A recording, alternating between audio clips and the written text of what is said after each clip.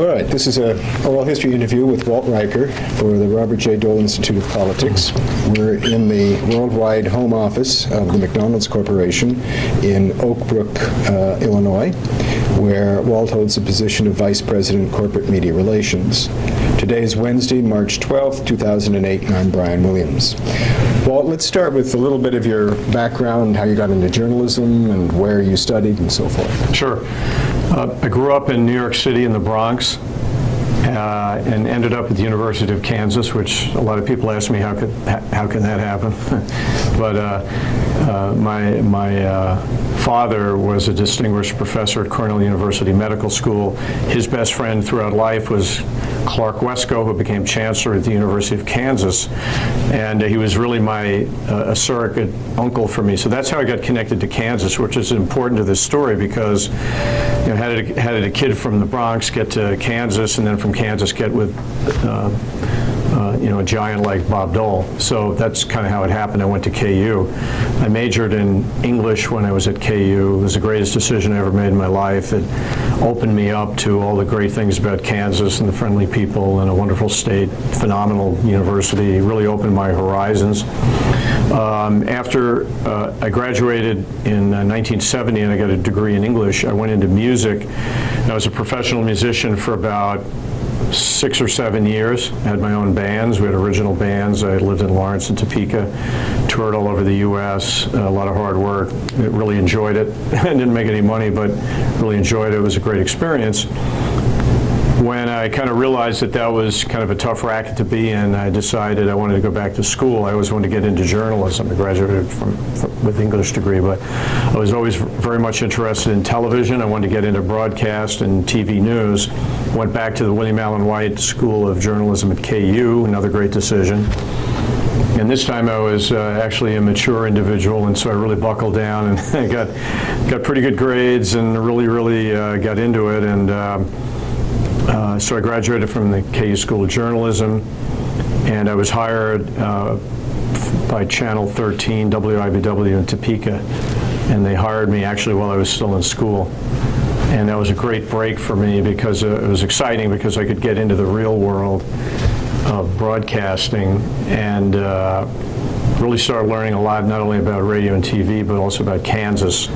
And so as I kind of migrated up from kind of a hotshot, aggressive radio reporter, I got the coveted position in television to be the State House correspondent, which was the top job at the station.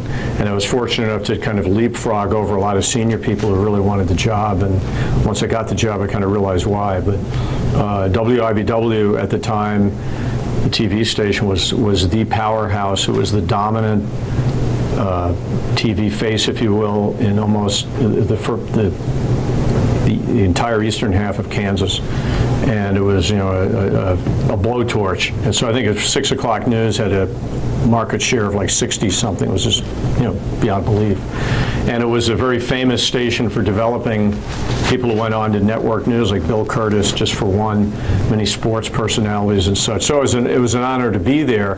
But once I got in at the state capitol, my job was politics.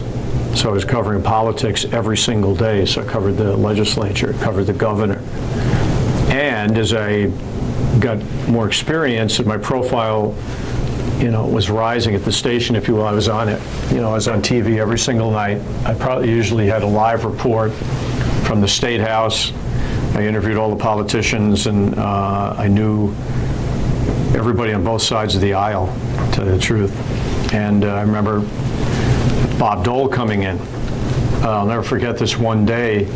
I was covering an event in the governor's office, and Bob Dole was kind of making, later I would be on these kind of incredible sweeps through the state, just nonstop traveling and appearances, and popping in to see the governor and popping in to see maybe a state legislator, and then doing interviews and keep moving all the time and meeting with constituent groups, making speeches, fundraising. So I remember Dole coming in, and I was a reporter, and the drama of someone like Bob Dole coming in, who was the giant politician in the state, and coming in with his little entourage, and which I would be part of later, but he came in, and we were all frankly in awe when Dole came in because of his profile and what he meant to the state. And it was interesting because my impression was how he was kind of dwarfing the governor and everybody else there, and we were firing questions at him kind of as he came in. I remember, I think it was something to do with the SALT Treaty and all of that, and maybe the Jimmy Carter stuff, but so that was really great. And then as I covered politics, I got to know people in all the different offices. So Senator Dole had an office in Topeka, and I would hang out there, just getting to know the people in the Kansas staff. They were good people, and I learned a lot about politics, so it was helpful to me. And I do the same on the Democrat side. I had a lot of Democrat friends that go into the Speaker's office, and so. But what happened in the Dole office is I got to know Kim Wells, who was in that office, and he's a legendary Dole guy, and a great guy and a tremendous sense of humor. But we really hit it off, so we would hang out, spend time together in the Topeka office, and had a lot of laughs, learned a lot. But then I went back to my TV job, doing my thing, and one day I got a call from Kim Wells, and he asked me if I would be interested in possibly being Bob Dole's press secretary. This came out of the blue. I never expected anything like that. And I was kind of blown away. I was very flattered. And I really thought, long and hard about it. It was kind of a daunting prospect, to tell you the truth. But I agreed to throw my hat in the ring, and that's really how it all started with Senator Dole. Now, let me just add real quick here. During his 1980 campaign for Senate, he was running against a guy named John Simpson. He was the Democrat. And it was a total mismatch. I mean, it was like a heavyweight going up against a flyweight. And that's no disrespect to John Simpson. He was a really good guy, but he was just up against a titan. He was just out of his league. And so Dole would make his campaign swing through the state as he was running for Senate in 1980. And so while he did that, I interviewed him. So I had a sit-down interview with Senator Dole. I would interview him at different times during the campaign. I still have the videotape, actually, of the interviews. So I can look at myself now, all these years later, but I see myself sitting there with Senator Dole. I'm a TV guy, and I'm interviewing him, and he's making me laugh because he's funny, but it was a good piece. I also got Senator Dole live right before the first Reagan-Carter debate. I did a live interview with Senator Dole from the Washburn campus where he went to school, and I was asking him if he had any advice for the candidates during the debate. So looking back, it's pretty ironic because I covered politics. That was my first open door to Senator Dole. And then I interviewed him, extensively. I covered him in Washington. I would go back and do reports from the White House when Jimmy Carter was president, also when Ronald Reagan was elected. So I'd see him there as well. And then I got to know him as a reporter, and I had a tremendous amount of respect for him instantly. You could tell he had the gravitas, the amazing grasp of issues, and it was a great interview. I mean, he always gave you something. Did you have a particular political orientation growing up in New York City? Was your family strongly Republican, strongly Democrat?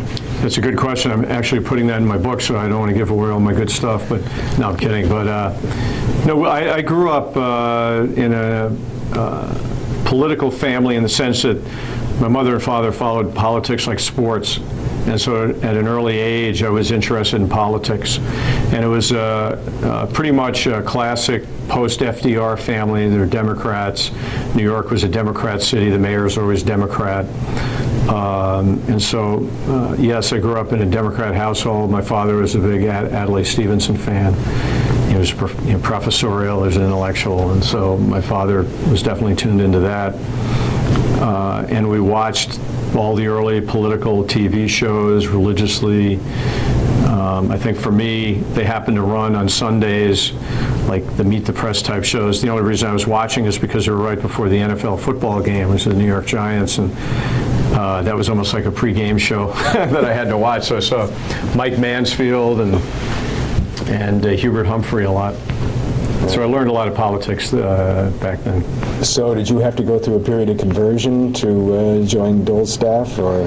Yeah, and again, I'm writing about that in my book, that I really was coming out of a democratic environment, if you will, but I liked Nixon when he was vice president and running in 1960. I was really for him as a kid. I liked Nixon, and I liked what he represented. And I supported him. I wore Nixon buttons. I went to a Nixon rally. But then when Kennedy was elected, and having lived through it, I mean, he was a dynamic, inspirational, charming personality who just swept everybody off their feet, including me. And so we were all devastated when he was assassinated and all of the rest. But I think once Johnson got in, the whole thing started tilting the other way, because he certainly had no charisma, and I never really warmed up to him. But I would say this, it's kind of interesting. I was on the KU campus during the whole Vietnam era, which actually started with JFK. It didn't start with Nixon. The warped history tries to say, but so the whole progression from JFK to LBJ and then to Nixon, and so I was caught up in that, but more almost like an observer. I didn't passionately get into demonstrating, and I never really got into any of that. But I was more interested kind of in the music culture, frankly.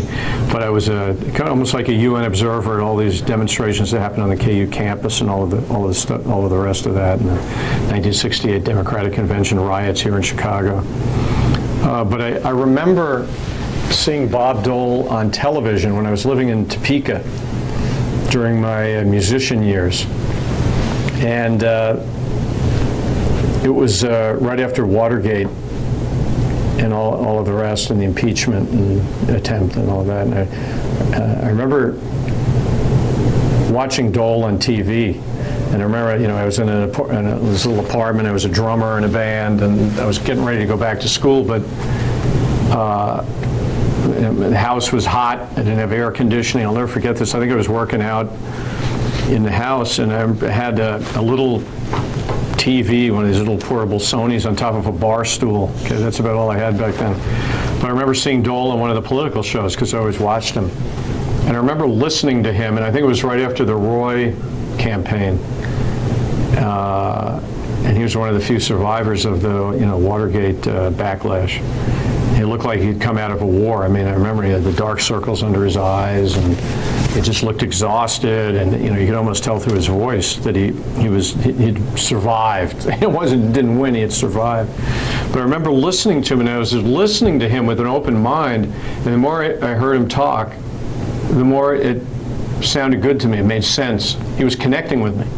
And so I really felt myself, changing. I felt like, this was kind of a direction that I felt comfortable with. And then, the final straw was the Carter debacle, and his failed presidency, and, the collapse of America, basically, in my view. And so that really flipped me. For the historical record here, and I don't want to impose on your book anymore, but did you have one band, or were you in many bands? I was in many bands. I had an all-original band I'm very proud of. It was called Thumb Theater. It was together 2 years. We did all original music. We toured with a group that would be in the same circuit with the group that then became Kansas, which was a very famous group, good guys. They were terrific band. You could even tell back then. But it was a great experience. I still play. I really love playing, and that's a different interview. What was the name of the band again? Thumb Theater. Thumb Theater. Thumb Theater. Okay. So tell me how then you made the final connection going back to Washington and joining the Dole staff. Yeah, well, I threw my hat in the ring. And they called me to meet Dole in Washington. And so I did. I flew in one day, and it was kind of a day in the life that I would experience for 13 years, but I was just a green rookie then. And so I remember getting there bright and early. I stayed at a friend's house and got up all, fired up to go to the Hill, and I went to Dole's office up on the Hill. At that time, it was in the Dirksen office, just kind of catty corner from the Capitol. And I went up, and the first person I saw there was Betty Meyer, who was the secretary at the time. And she was very nice, and she had a great way of saying, Senator Dole is really busy, and he's actually not going to meet with you at your appointed time. So I got put into the bullpen, and I really I had no comprehension of what a senator's daily life was like, especially for someone like Bob Dole. So I had no idea what I was stepping into, and so I sat in a chair for a real long time, and I got to meet the staff one by one because I was there, and it kept, I looked like a piece of furniture out in the reception area. And so they took pity on me, and we started talking. Scott Richardson was one of them, and they toured me around the office. And as it went, in the way the Senate was operating that day and all the commitments, I didn't meet with Senator Dole until almost like 5 or 6 o'clock p.m. So the whole day had gone by, and I went out to lunch, but I got to meet the staff. And I'll never forget this. I was sitting in Dole's private office, is kind of what we called it, where he had his kind of inner sanctum in his desk, and where he'd go to have some peace and quiet and meet with people. And I remember sitting there by myself, and it was kind of dark late in the day, and I didn't know what to expect. I was exhausted at this time. I actually had a bronchitis to boot, and I was going through my head, what am I going to say, and how to say it, and I was very nervous and kind of felt like it was way over my head. It probably was, actually, but I remember hearing his footsteps coming down the hallway, and it was kind of a white knuckle experience, and he came in, and we shook hands, and I knew how to shake his hand because I'd covered him, and I knew he was a war hero. And sat down to talk, and Senator Dole is not a conversationalist, and so it was kind of intimidating because I felt like I was on the kind of the defensive because I had to get to my points pretty quick because there wasn't a lot of back and forth. But he was very gracious, and I was honored just to be there. And I think, well, hey, if this thing doesn't work out, at least I could say I was, in this office. And so we talked for quite a while, actually. And I kept thinking of what would be the key line I could tell him that I was really sincere about working there and that I would do a good job. I think the one thing I really had to offer was I could work really hard, and I was used to working long hours. Also that I brought broadcast experience, which I think he was very much interested in at the time, that I had been in TV, and this was kind of a departure because I was really being compared with print people who traditionally Dole had on his staff. They were print people, not TV people. So I think it was strategic on his part to kind of have the vision to look ahead of the role of broadcasting and TV, and this was the kind of the new frontier to really explore and to exploit, if you will, in the proper way. So we discussed that, and I told him that I had friends on both sides of the aisle coming out of TV, and I think they ran all their traps prior to my being there, and I built up a good solid reputation on both sides of the aisle that I was a straight shooter, but I think I got really good reviews from the Republican side because frankly that's the kind of the way I'd been shifting, not that it was interfering with my reporting, but in just conversation, acquaintance, and going to lunch, and people knew where I kind of was leaning. So I kept thinking, what is the one thing I could say to Dole to really nail this thing? And I finally told him, I just worked up the courage. I said, I tell you one thing, Senator, I'll work my ass off. And I don't know if that was the thing that did it, but I think that I hope it made an impression because I think that he's as hard a working person that you'll ever meet on the face of the earth. There's no question about it. And the other thing I asked him in my naivete is, and the room was dark, and I was kind of sitting back. He was really sitting back too. I almost felt like I was in this kind of dark lair. It was just the sun was going down, and I finally asked, I said, Senator, are you still interested in running for president? And I look back now, and we can all chuckle at that one, but he kind of just, he didn't say anything, but he just kind of nodded his head. So. Interesting. Huh. What I tried to do, too, is, I didn't know kind of what to do. There's no training manual. Nobody there trained me, so I just relied on instincts and kind of blind trial and error when I joined the staff. What do you do? So my instinct was to do a lot, and that I tried to beef up the TV coverage and access. And again, coming from a reporting side, my strategy was promote Dole, get as much access as possible, get as much exposure as possible, do it now, hit the ground running. And that really was the key to our communication strategy for the next 13 years where I was. That we ended up, in my opinion, doing more media than anybody else in Washington, including the President of the United States. We had an incredibly aggressive open-door media policy with reporters, interviews, and I think in my naivete and my kind of vibrancy to just start doing things because it was really intimidating, I really pushed hard for access. And back in the day, you had the what they call the Senate Recording Studio, which was kind of a free TV studio for U.S. senators. And what they would do is they would come up, and I would ask them to shoot B-roll of Senator Dole's hearings. We would end up, I ended up interviewing Senator Dole. I'd kind of play reporter again. And back in the day, you didn't have satellites and everything else, but I put these video packages together and then send them back to the state. And over the many years, then we would be more sophisticated, but then it'd be a satellite send out, and there'd be conference calls and things of that sort. We can talk about that later. But so that was my first introduction. I would, just started doing things to trial and error, and he hadn't done anything like that before either.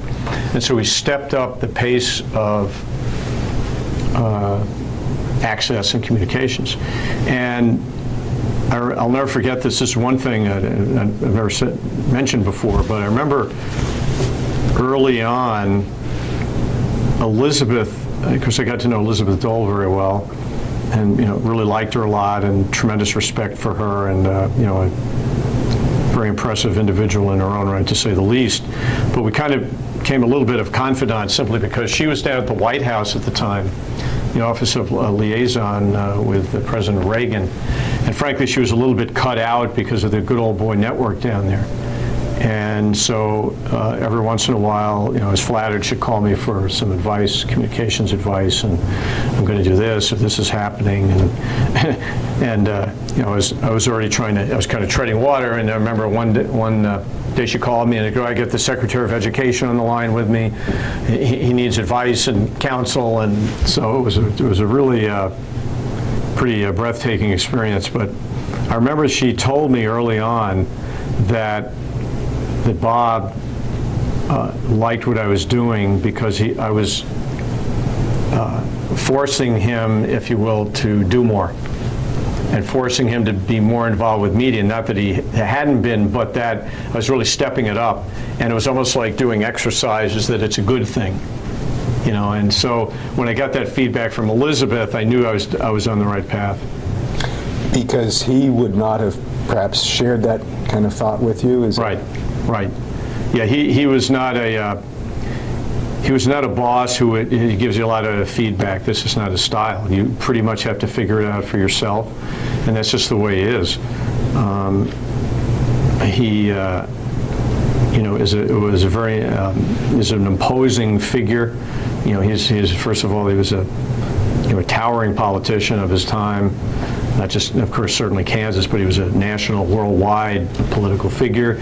He had been on a national ticket, and he had run for president in 1980. He had presidential ambitions. He was a lion in the Senate. And so for someone like me, green and raw, and there hadn't been a Washington, I mean, it was a heady experience, but also kind of frightening, to be honest with you, because I was really, over my head, and so I was really, I was very flattered to be the one who was picked. But at the same time, I was really working hard to do the right job. And I'm always grateful for Dole for sticking by me and letting me make mistakes. When you left the office that day after that initial interview, did you have the job, or did you? No, I did not. And I went back, and it took a long time because I know they were interviewing other people. And I remember Dole came back to Kansas, and this was after the interview, and I was covering some event, I remember, and Kim Wells, who's the chief of staff then, told me that I should go and talk to Senator Dole again, see him at this event. And it was a classic, again, Dole event that I'd be in a million of these after I joined him, but a huge ballroom, he was working the room, he'd made a speech, he had all his constituents to see, and party folks in Kansas, and chairman and all the rest, and he was doing his Dole thing, working the room and shaking hands, and again, there was the same thing. I was just on the periphery, and I remember Kim Wells telling him that I was here, and he had no reaction, and he kept working the room, so I just stood there forever, and I finally had a brief interlude with him, but I didn't get great vibes, and I thought, well, it's the end of me. So, but then I did get the call. Kim called me and told me they wanted to go through with it, so I was really blown away by that. So about how much time passed between that first interview and you're getting the call? It seemed like forever, to tell you the truth, because I had my TV career, which I loved, and I wanted to be in TV for a long time. And I was just at the point where I was sending out resume tapes to markets that I was really interested in moving up. The typical TV world where you got to keep fighting your way up to other markets. I wanted to go to Seattle or Portland, and I was starting to get nibbles from both of those markets, and I was really excited. But then this political thing came in, and finally I got the calls. I remember going into my TV station the next day, and I went in to see my news director, Jim Hollis, had been along. He was the anchor man there too in Topeka, kind of a famous guy, and he ran the newsroom, and I had been there for, I guess, 4 years and had a prominent role on TV, and again, I was kind of leaning towards staying, actually, because I loved TV so much, so I was trying to weigh moving to Washington and all of this stuff. And at that point in time, I had a son as well. I think he was 2 years old in Topeka with my wife, Christine. And so that weighed on me too. Do I want to relocate? All of this, I really want to stay in TV. And at the time, even Dole being Dole, I had no idea what that was either.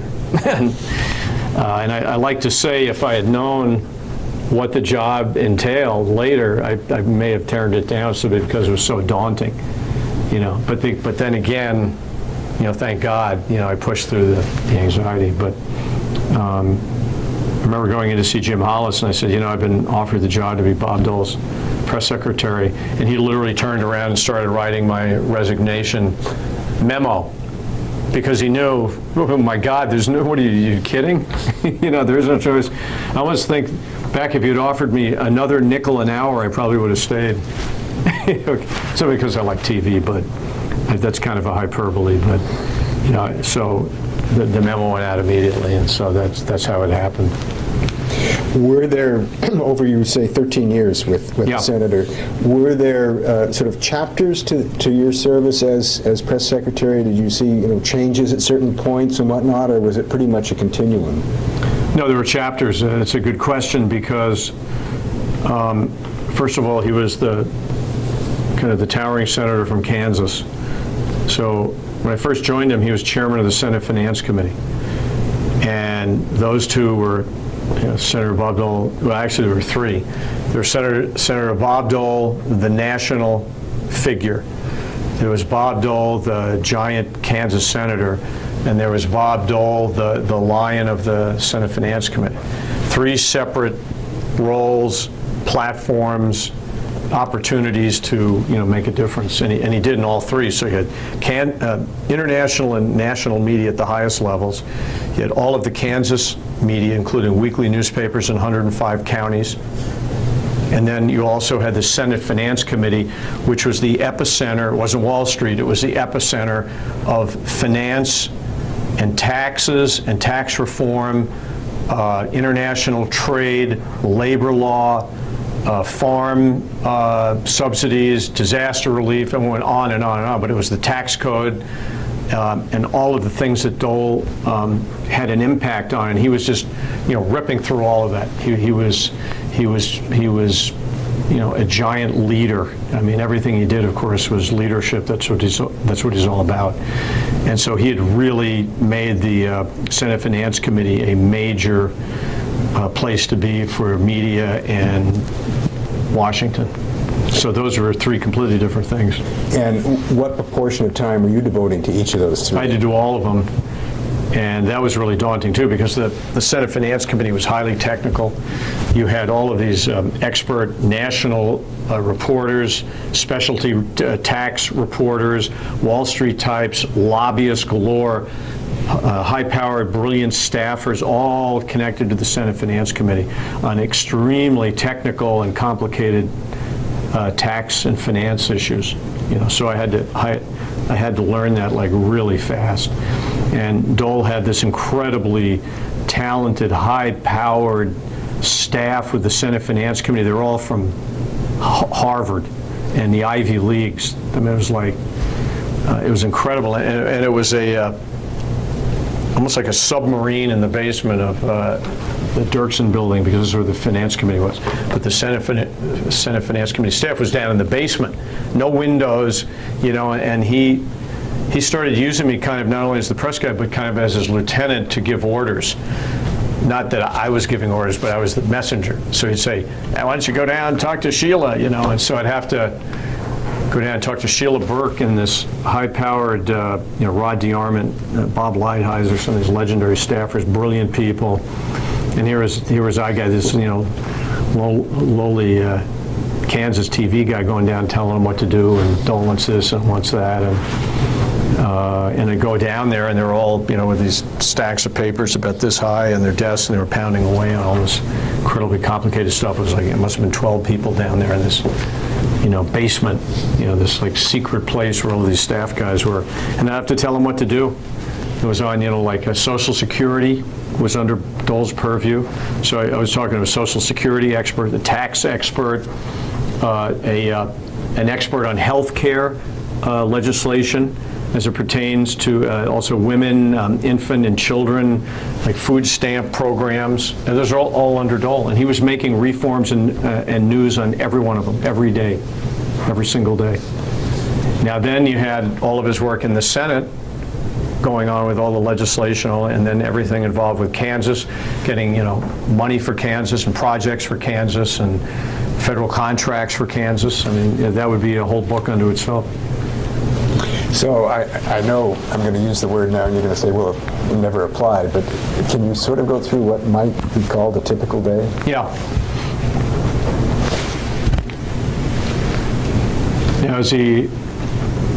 Dole was always in demand by the media. And like I said, and this is a true fact, we were doing more media than anybody else in Washington. And it was kind of a natural convergence, because in my kind of naivete and just energy to do things, and again, I thought, more access is better.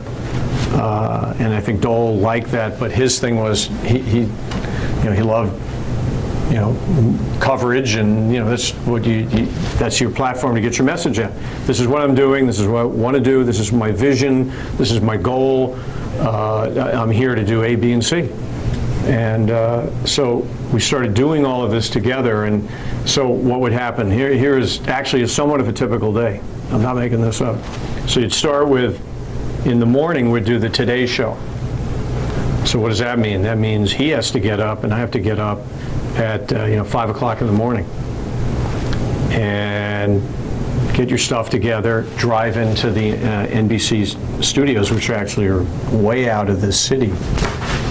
And you'd get to NBC, and you'd go in there and get ready to do a live interview on the Today Show, a remote, back to New York. And so, okay, that would start at 7 a.m. You'd have to, by the time they got to Dole, maybe it's 7:15 or something like that. And you'd do a live interview on the Today Show. Make news, guaranteed, made news.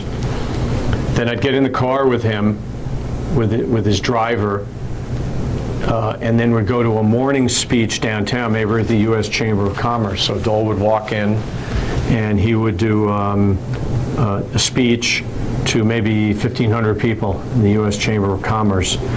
And he would have the outlines of a speech. His forte was definitely not reading a speech. He's not very good at that. But he's a dynamo and one of the greatest off-the-cuff speakers probably in political history. And once he got up there and really started getting his groove, I mean, he just would nail you back to your seat because he was just so powerful, so in charge, if you will, of powerful leadership, and what he was talking about on legislation and his knowledge of it was just incredible, and people were just spellbound. And it was all off the top of his head, and then he would mix in these incredible one-liners just out of nowhere. You'd be laughing, just like you're watching Jay Leno or some late-night comic. He was that good.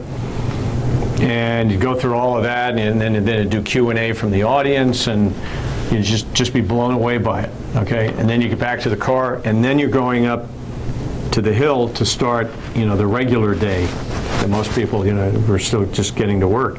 And then you'd hit the office, and there were a million things already on the agenda.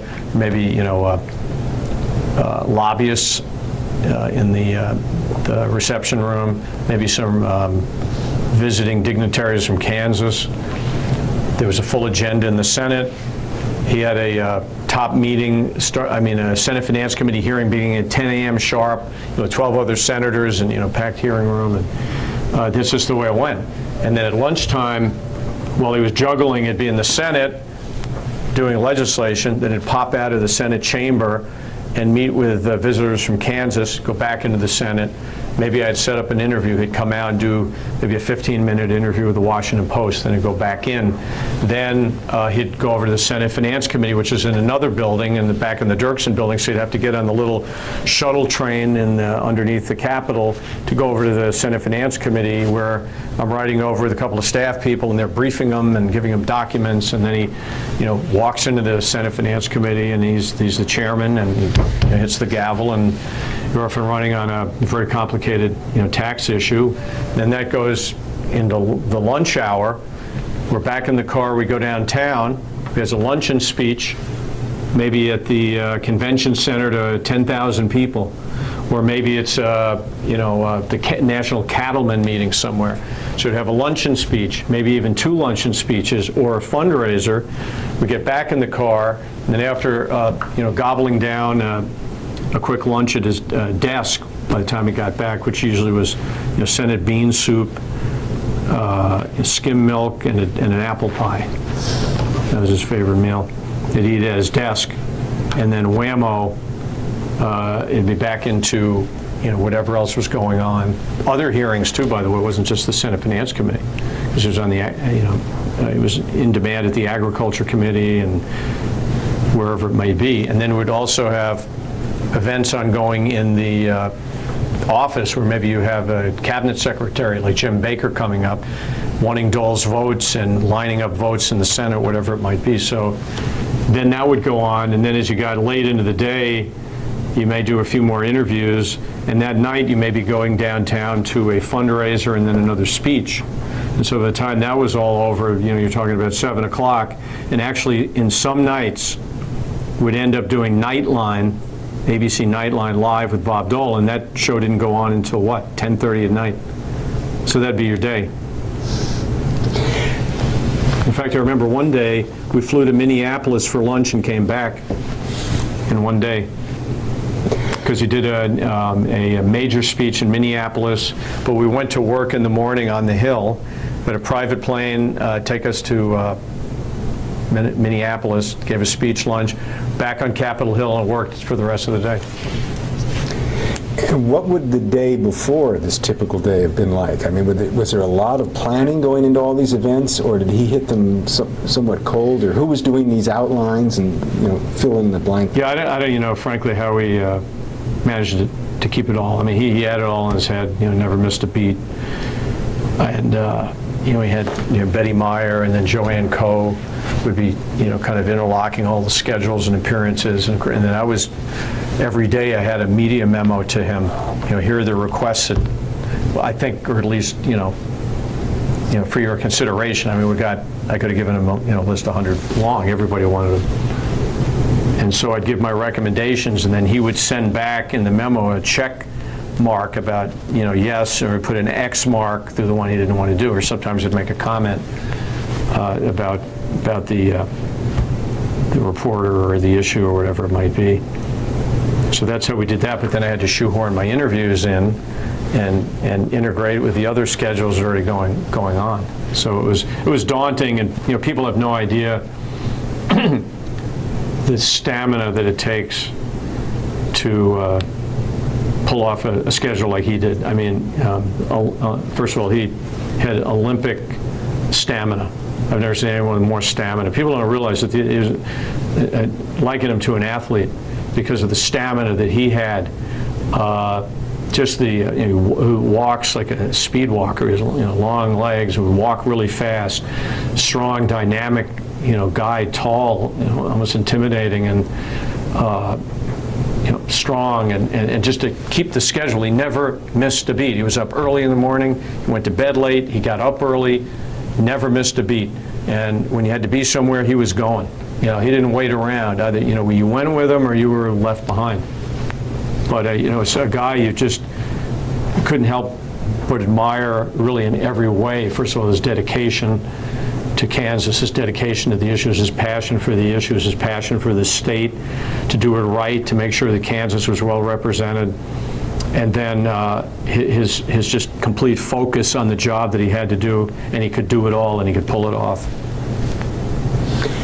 So I'm a stickler for details here just a little bit. Let's take the Today Show and the address to the cattlemen.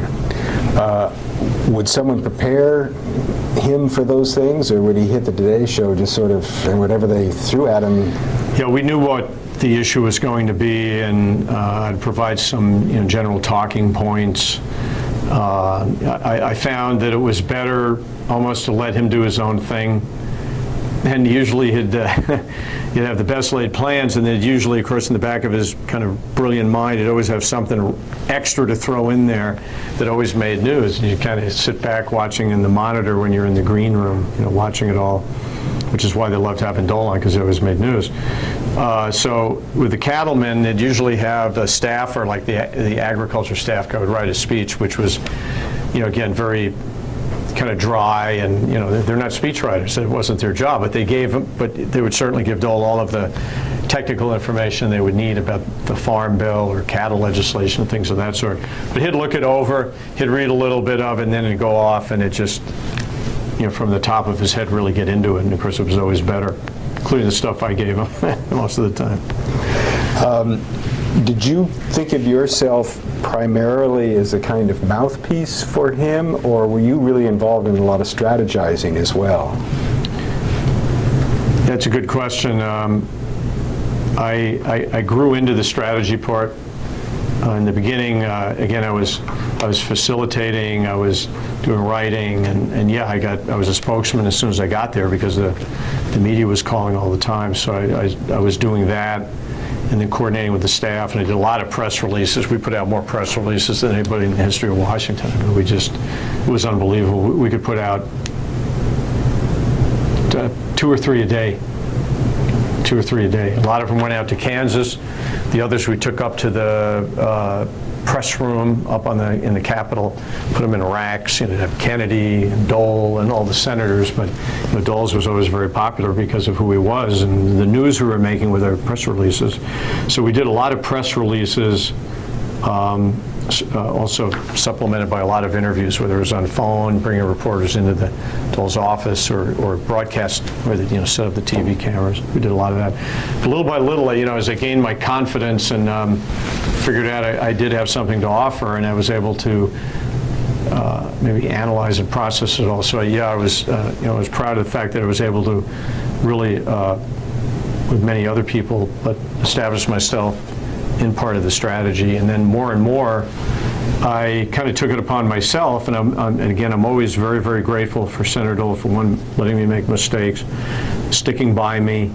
I think he saw something in me, but maybe I didn't see it at the time, but I worked hard to get into it. And then when I realized that, wait a minute, he should be getting a lot better written materials. He should be looking better when he's speaking. And so I really started taking over a lot of the day-to-day speech writing, if you will, more for the Senate, writing it more like, for sound bites and improving and enhancing. So I think I did play a role in that. And more got involved with that, so, with one-liners or other things like that. So, and Dole was a great, platform, because he was so, so great on his feet that anything he could supplement, he'd use. And small things made a difference. For instance, would have the, Senator Dole would use a loose-leaf notebook to, read his speeches from. But then they were, originally, a lot of it was on like one page, but they were small print lines, and and so I started making the print bigger and the spacing bigger. And then we put the pages in plastic pages, and then put them in a loose leaf notebook with a lot of pages, but at the same time, because of his war injuries and stuff, so it was easier for him to turn to the plastic pages. So he'd use them at the podium in the Senate when he was down in the well, the majority leader and stuff in those years, which is a whole other thing. But we got more into more noticeable phraseology, if you will. Let's talk about the transition from finance chair to the leader, and how that impacted your operation.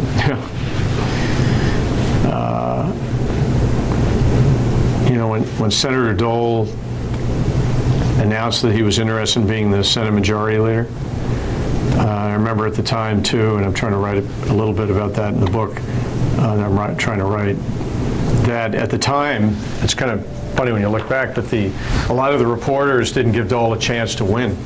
Domenici and Stevens and I think McClure, they were all in the race, and I kept thinking, what? I don't get it. I mean, I don't.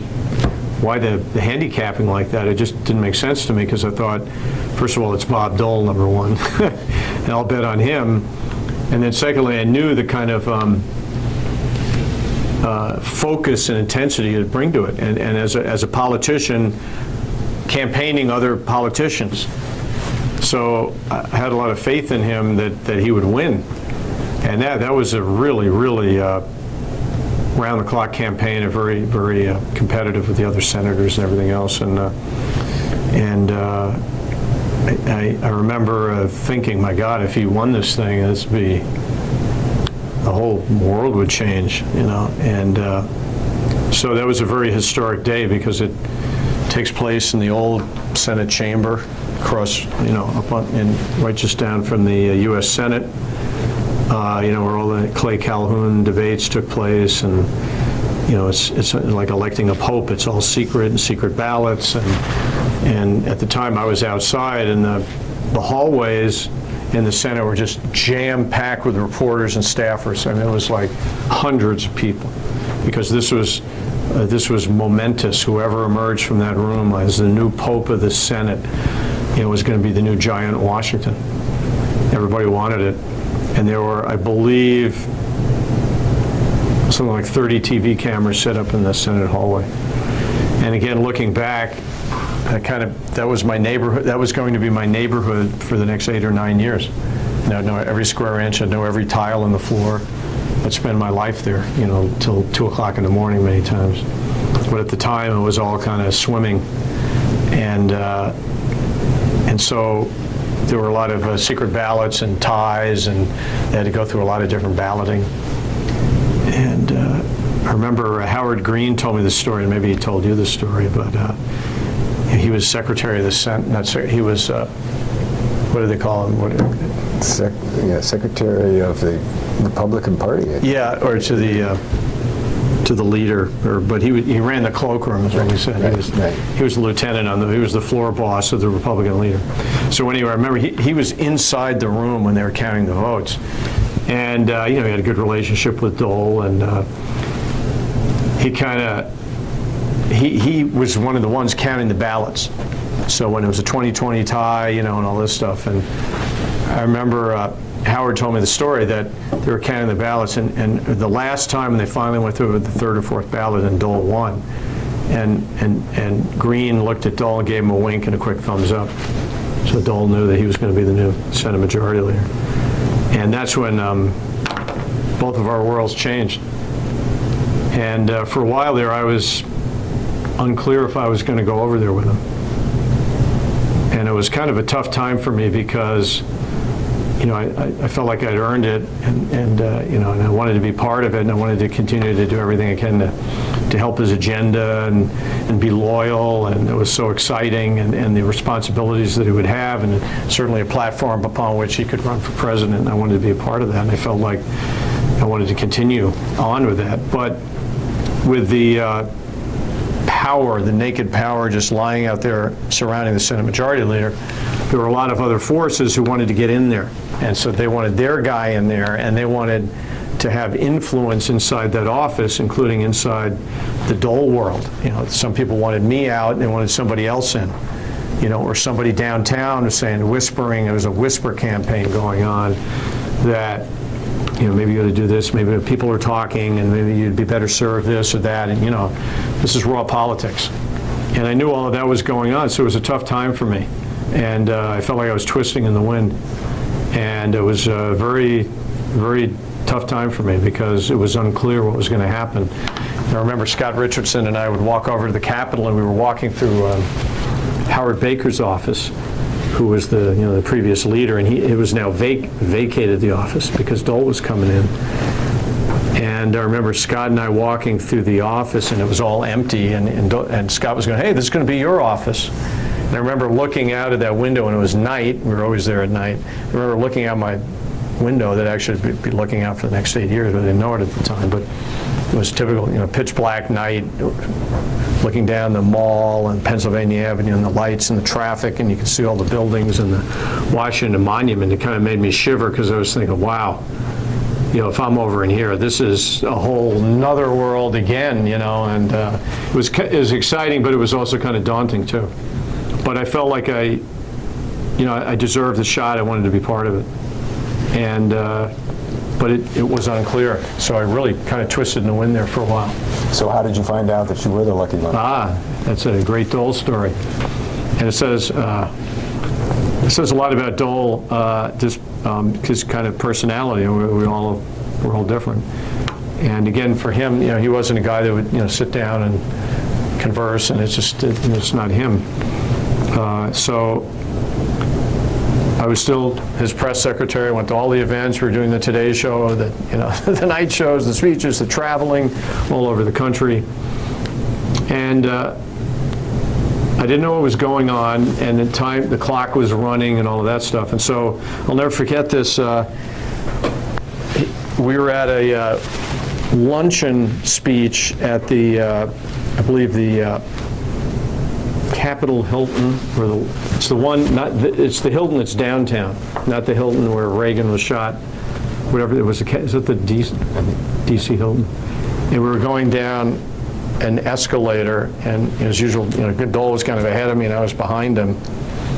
And as we were coming off the escalator, he ran into some constituents, either lobbyists or somebody, and he talked to him, and he turned and he said, "Hey, meet Walt Riker, is my press secretary in the Majority Leader's office." That's how I found out. So, wow, I was just really blown away, and that's really where. And keep in mind, I had been with Dole since 1981. And this was now November of 1984, and probably now getting into December, because he was taking over for leader in January of '85. So all of a sudden my world had changed again. Now again, I'd done everything with Dole. I'd traveled probably at every state. I've done everything you could possibly imagine. We've done more media than anybody else. It survived the whole finance committee thing, and that's a whole other story maybe we can get into. It's kind of fascinating. But all of a sudden now, this was Bob Dole skyrocketing into, what I consider to be the second most powerful position in the world, the Senate Majority Leader of the United States of America. The first is the President of the United States. The second is, without question, the Majority Leader of the Senate, because he's the only person in the world that can stop the President's agenda. And he has the power of the Senate rules, different from the House, different from anywhere else, to be the most influential, either roadblock, gateway, modifier, doctor, whatever you want to call it, of the President's agenda, and that's absolutely true, whether it's Republican or Democrat. So, the Parliament and London and go all over the world, there's nothing like the Senate, and then being the boss of the Senate is the second most powerful position in the world. So that was a whole other daunting experience, and that's where we really started, rolling. I'm going to change tape. Yeah.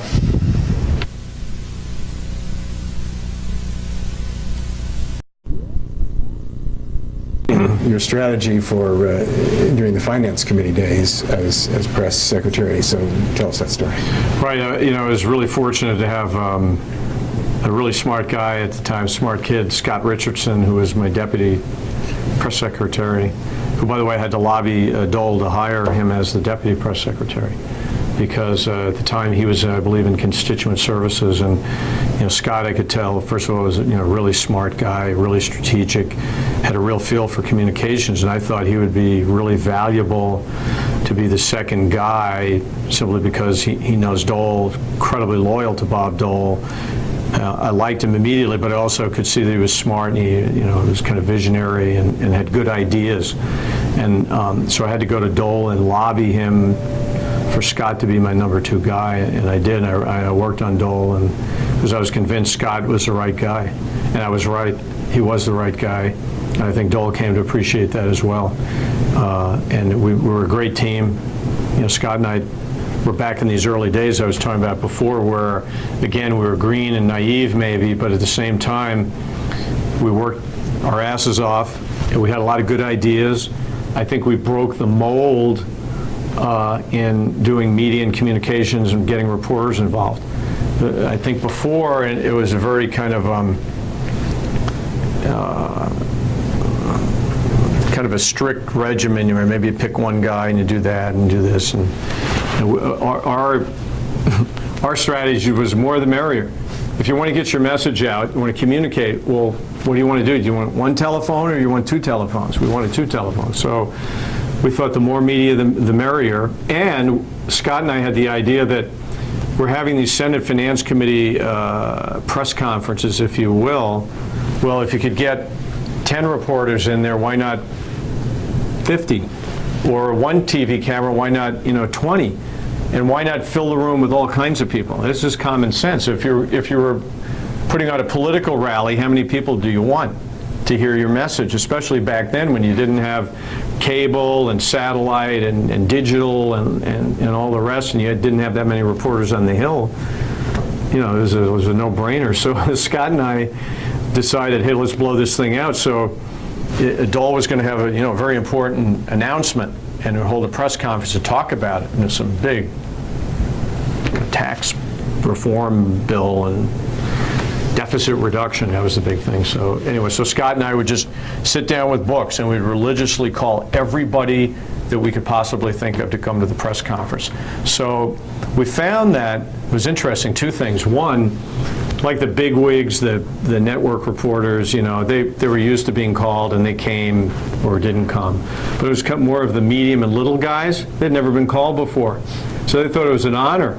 And they'd always say, God, thanks for calling. We'll be right there. So some guy would be running up there with his camera crew to be part of this because they'd never been asked before. And we invited the smaller papers.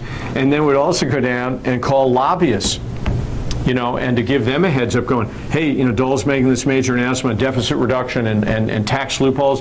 You may want to be there. And then Scott and I made up the kicker line. It would be, by the way, it's really going to be big. We would throw that in every time. By the way, it's really going to be big. Maybe we didn't know how big. We were just, but it worked every time because I'll never forget this. I'm sure Scott told you the same story, but I'll never forget this. The first time we pulled this strategy, and we had the big Senate Finance Committee hearing room, and they had the horseshoe desk panel, for the senators. And then they had a big open space, and then they had all this, room in the back. And then behind the horseshoe, there was a door that went to an ante-room where the staffers and the senators would get ready for hearings.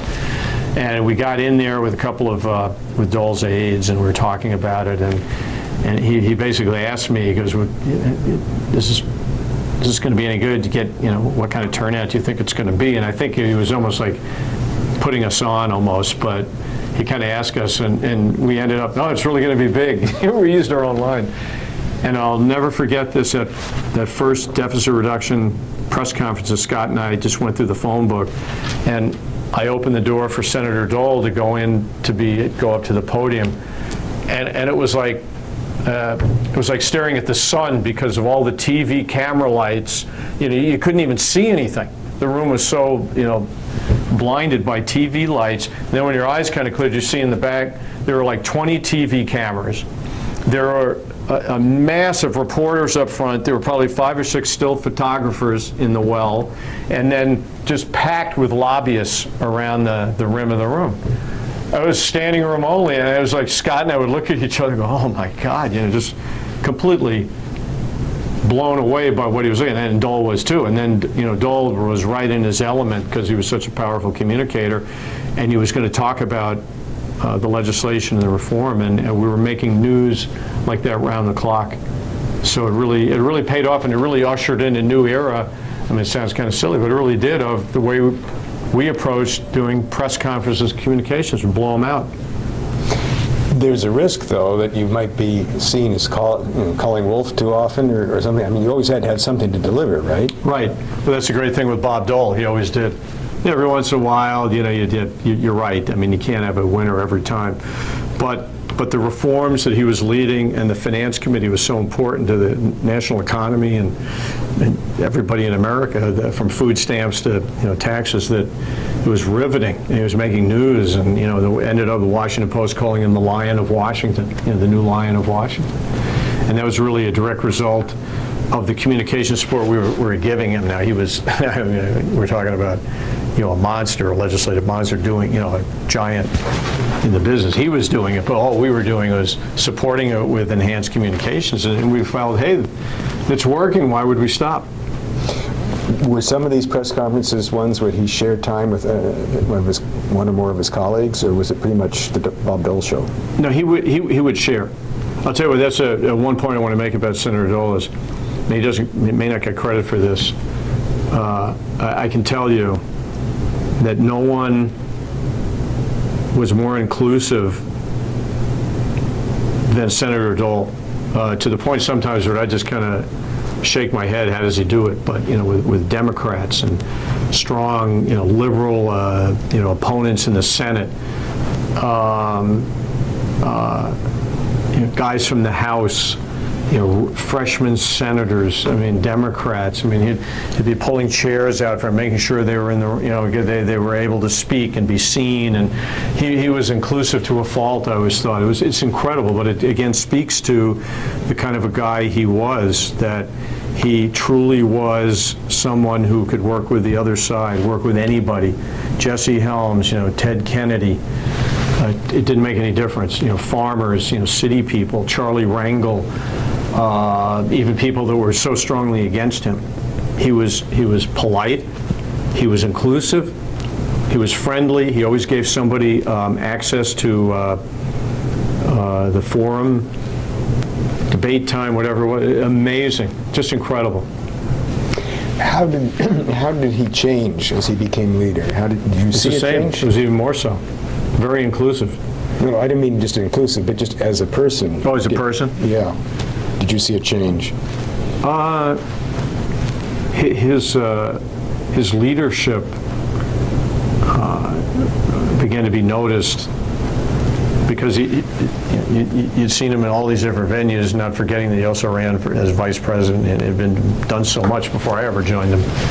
But that, his powerful leadership and his skills and also his kind of brilliance really came to the fore, because it was now you were in the big leagues, and you were seen every single day running the Senate and being at the White House and being the spokesperson for the Senate and the president sometimes, or opposing the president. But and again, we kept up the pace. We did more media than anybody else and more access. So I think the world began to see him as a legitimate heavyweight worthy of a presidential run. That's really how it went down. What was your participation in his senatorial and then '88 campaigns?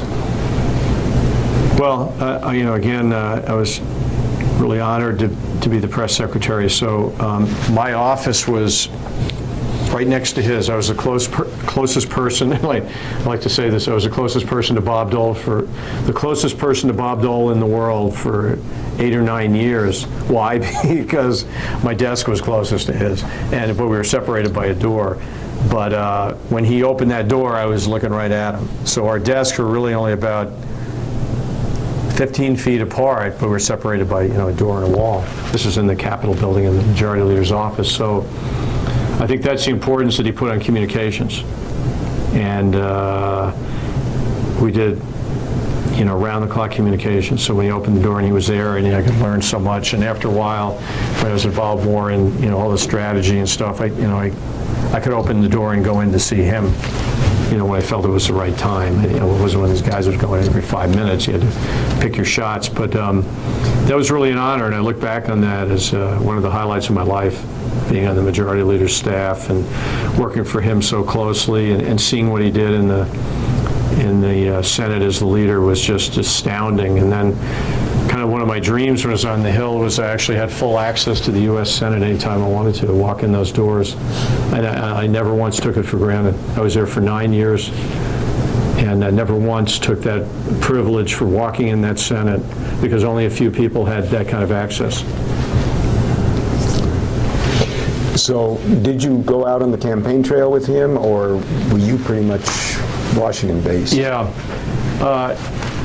I kind of back up for a minute, because by the time I left in 1993, I had been to 58 foreign countries with Senator Dole.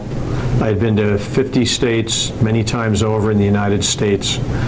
So just think about that. We had met every world leader. We had been behind the Iron Curtain. We'd been in the Kremlin, had been in the Parliament, been in Thailand, China. We've done it all. We met Deng Xiaoping in Beijing. It doesn't get more amazing than that. So he was an incredible student and I won't say master of foreign affairs, but he doesn't get enough credit for that. He had an incredible affinity for foreign affairs, an ease of understanding of issues, whether it was in Armenia, Thailand, Cambodia, Germany, the EU, Russia. By the time we would land on some of these trips in places like Taiwan, he'd be making news and he'd be analyzing things, he'd be asking great questions of these world leaders, and he just had a tremendous understanding of that, which I always thought would be so powerful for him if he were to get to the White House, because he was really sharp on foreign affairs, kind of like a Nixon. And in these travels, what was your role, and what were you doing while he was meeting with these people and so forth? I was I was part of the congressional delegation. So we usually took a number of senators with us, and I went with Dole as his communications leader, but also as the communications head of these congressional delegations. So we went to 58 foreign countries. From people like Gorbachev. We met with Saddam Hussein for 3 hours in Baghdad before the Gulf War. Met with Margaret Thatcher, Deng Xiaoping in China, all throughout South America, every continent, Morocco, Egypt. Just a mind-boggling experience. But I got to see him in action. I can tell you what, he was a foreign affairs heavyweight. And you're right, that does tend to be overlooked in speaking of Dole. Since I interviewed Mike Glassner yesterday, who was describing his role as sort of the right-hand man, how did your roles overlap? Oh yeah, we were joined at the hip. Mike Glassner and I were like brothers. We're a band of brothers in the traveling world of Bob Dole. And so he and I we did more miles by far than anybody else. And we always went out on the trips with Dole together. And Mike was an unsung hero. He was behind the scenes doing a lot of heavy lifting and dirty work, and always there for Dole, and kept things hopping, and a great guy of integrity, small town Kansas kid. I liked him a lot. And when you're involved in that kind of band of brothers environment, on the road, late hours, long trips, things got to happen on time. You get up in the morning at some motel in Green Bay, Wisconsin. You got to make the breakfast on time. You got to have the agenda right, and the talking points, and the little interview with the Milwaukee Sentinel's got to be done right on time, and the cars at a certain time. You're going to the airport to get on the private plane because you're going to South Dakota, and then from there you're going to Idaho in one day.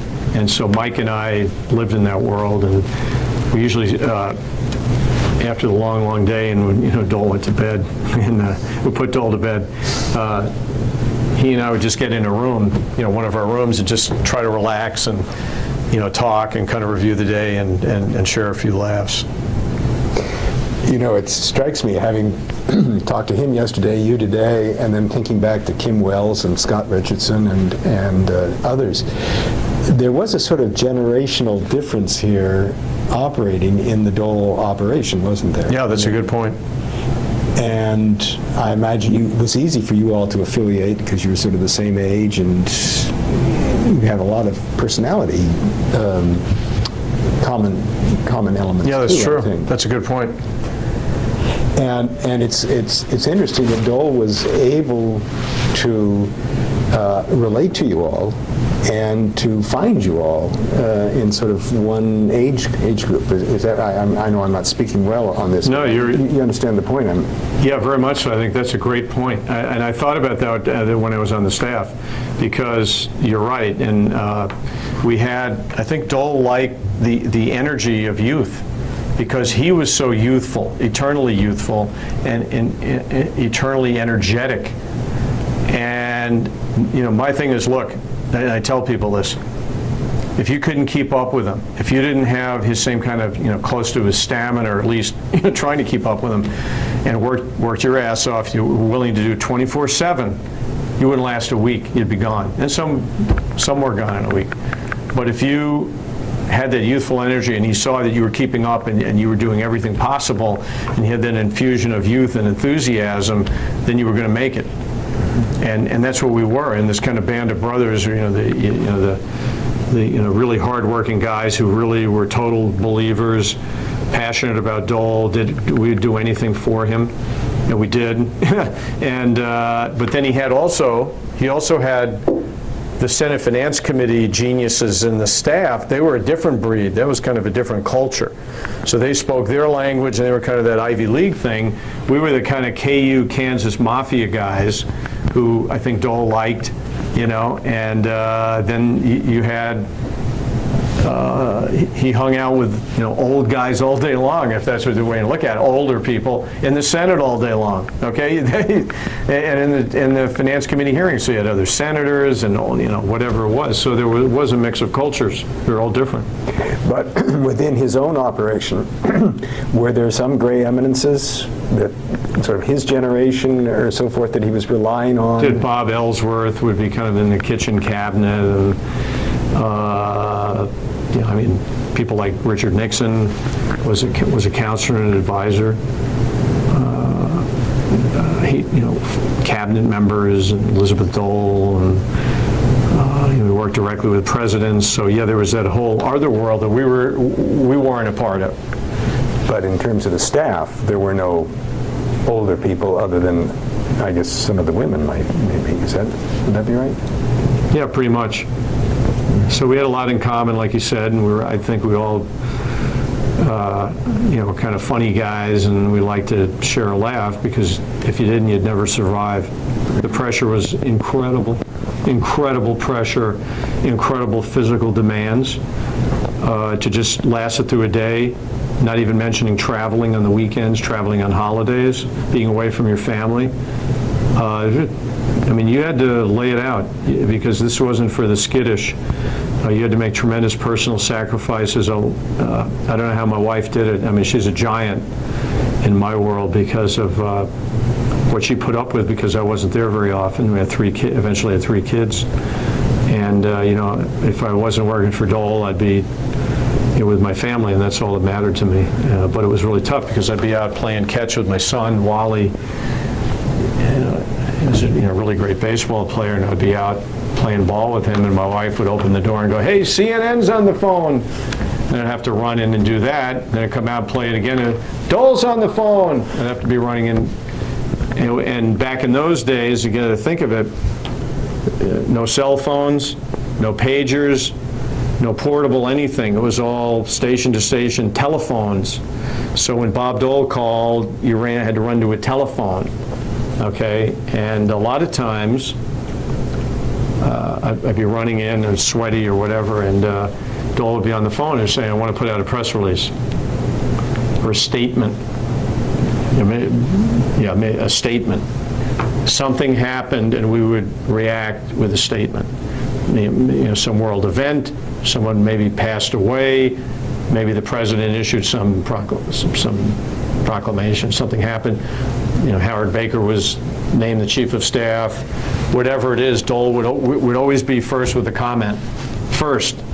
We were again, at this time, I was now a seasoned veteran, having kind of worked my way up the communications chain. So now we had the thing down to a science. We were rocking our Dole would call. He would, off the top of his head, do a statement. Then I would kind of clean it up or do whatever. I'd call him back and read it to me, and make changes and say, "Okay, let it roll," And so then I would call up again. This is in the old days, telephone. Call AP. Boop, boop, boop, boop, boop, boop. AP. Up. Now I got to call New York Times. Boop, boop, boop. New York Times. Read the statement. Read the statement. Read the statement. Read the statement. Read the statement. Super intense, and it was either a Saturday afternoon or the last thing you wanted to do.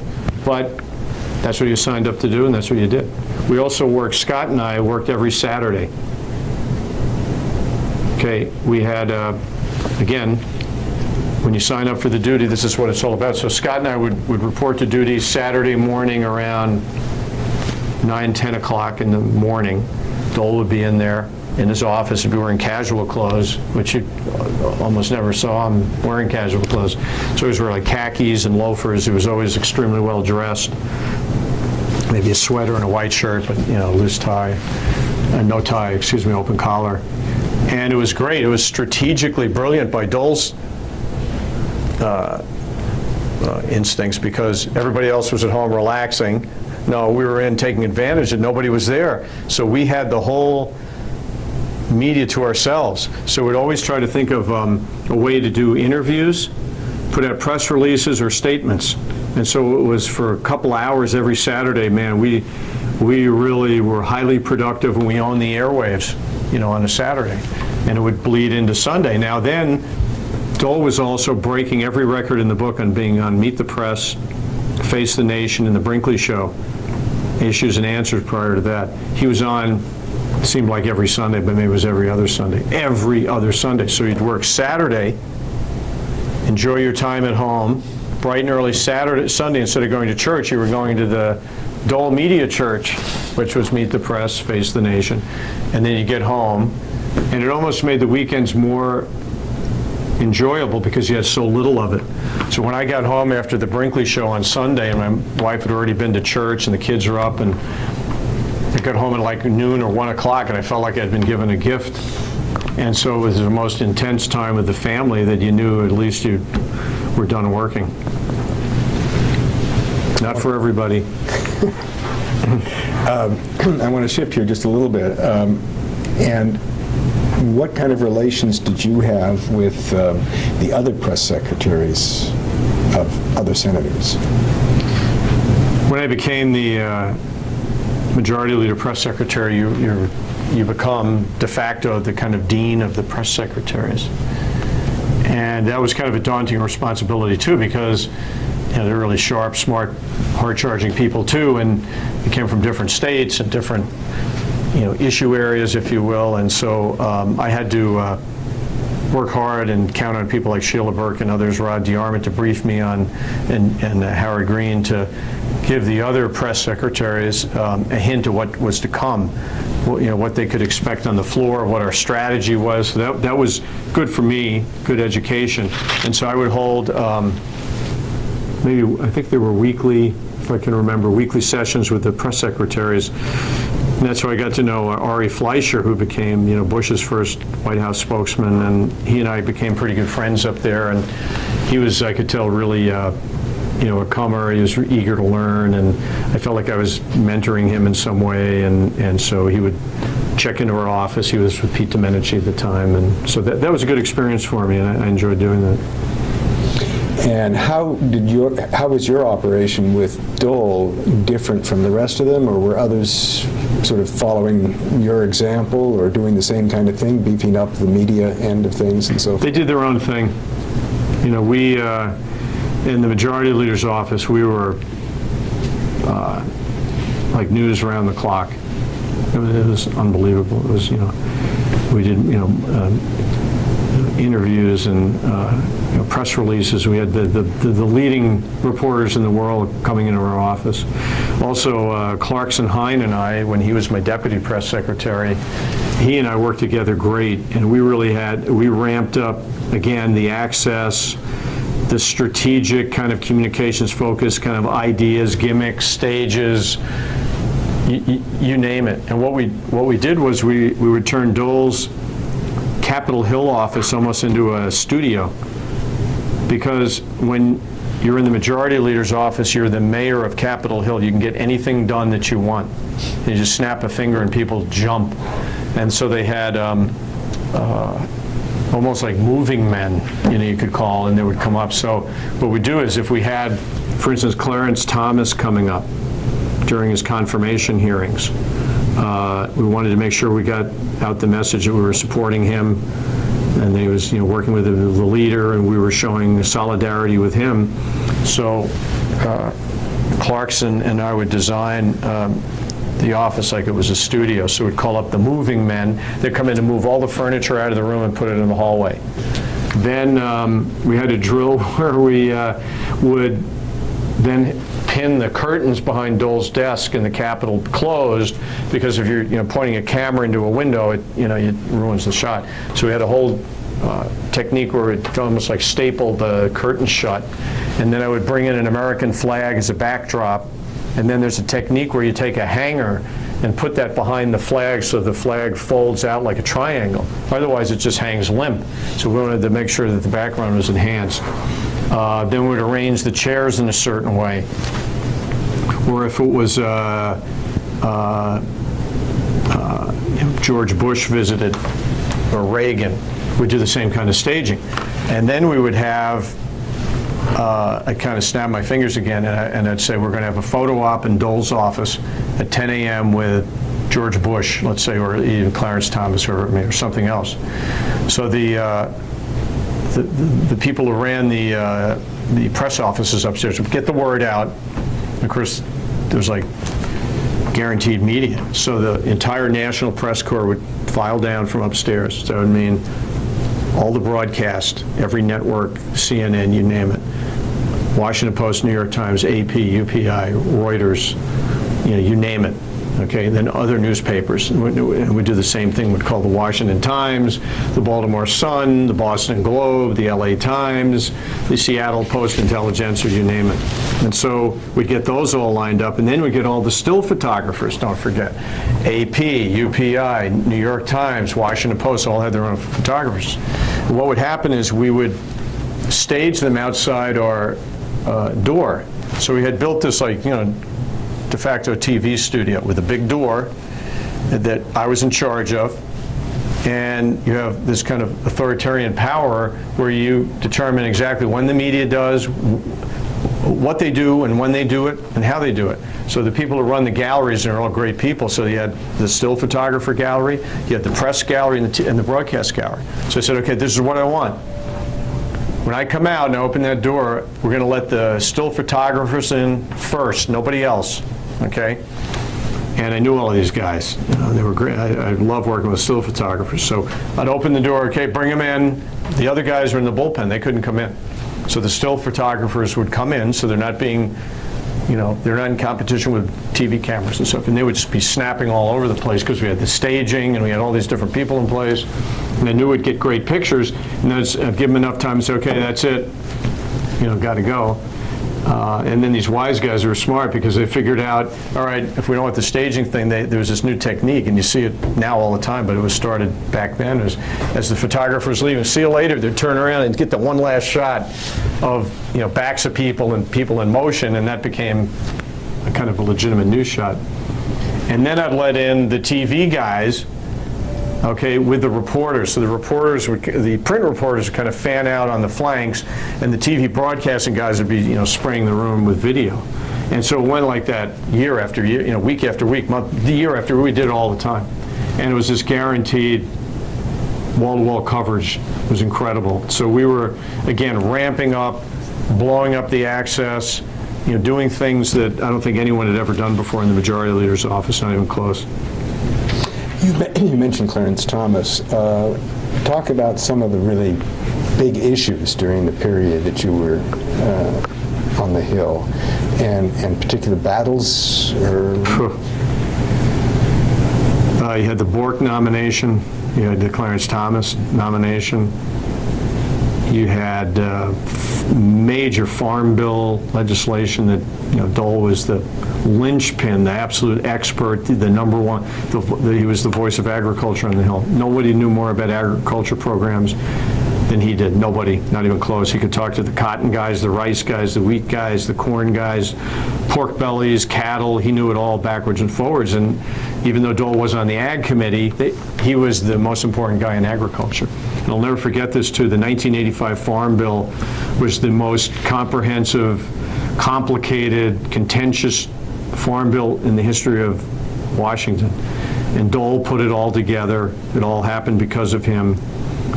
And I'll never forget this, we did one of our stagings in the office, and we had Jesse Helms was chairman of the Ag Committee at the time, and I think Ed Zorinsky from Nebraska was a Democrat, but Dole was always kind of partial to him and included him in a lot of stuff, because he was a moderate Democrat, farm guy.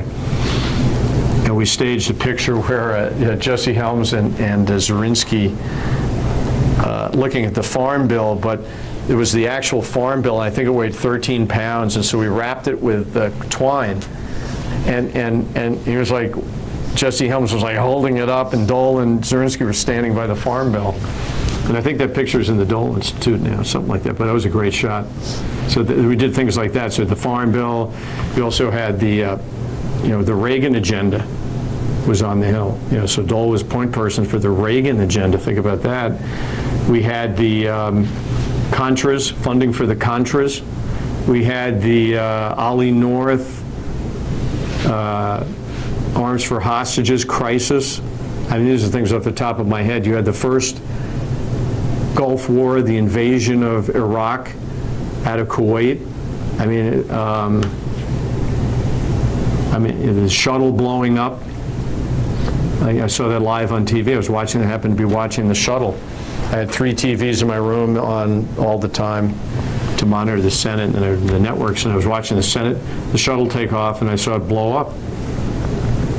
And I had to go into Senator Dole's office. I interrupted. I said, kind of choked up. I said, Senator, the space shuttle just blew up. So he came out to see it, and I wrote as fast as I could a statement for Dole. It actually is probably one of the best things I've ever written. You can figure out how to say it. But and Dole went out to the Senate floor and read it. You know, and I always, that's kind of one of my highlights. But Dole ended up trusting us to write him stuff, and that kind of trust has really meant a lot to us and means a lot to me now, that we could give him something almost cold. He would take cold material and read it on the floor of the Senate. And you have to remember, too, that Dole was the senator who, as the majority leader, brought television into the Senate chamber. Prior to Dole becoming the majority leader, I know this sounds incredible now, there was no broadcast coverage allowed. People never saw the Senate, they never heard the Senate, they never heard the voices of the senators, and on the national news, and I'm saying this for all you people who are too young to know this, the only time you saw senators on national news were sketches drawn by artists. I'm talking about in the 1980s, like you see in courtrooms, where they don't have cameras. That's how it was. And Dole was absolutely convinced that the broadcast should be in there. Now, did that help his political career? Absolutely. Was there an ancillary motive? Sure. Well, fine. Right. It makes sense. There's nothing wrong with it. And by the way, the people ought to be allowed to see their elected officials. If it wasn't for Dole, there wouldn't be C-SPAN. And so I'll never forget the day we brought in the TV and we had a grand opening. There were some experiments leading up to it. So first they had a broadcast. You could actually hear the senators, but you didn't see them.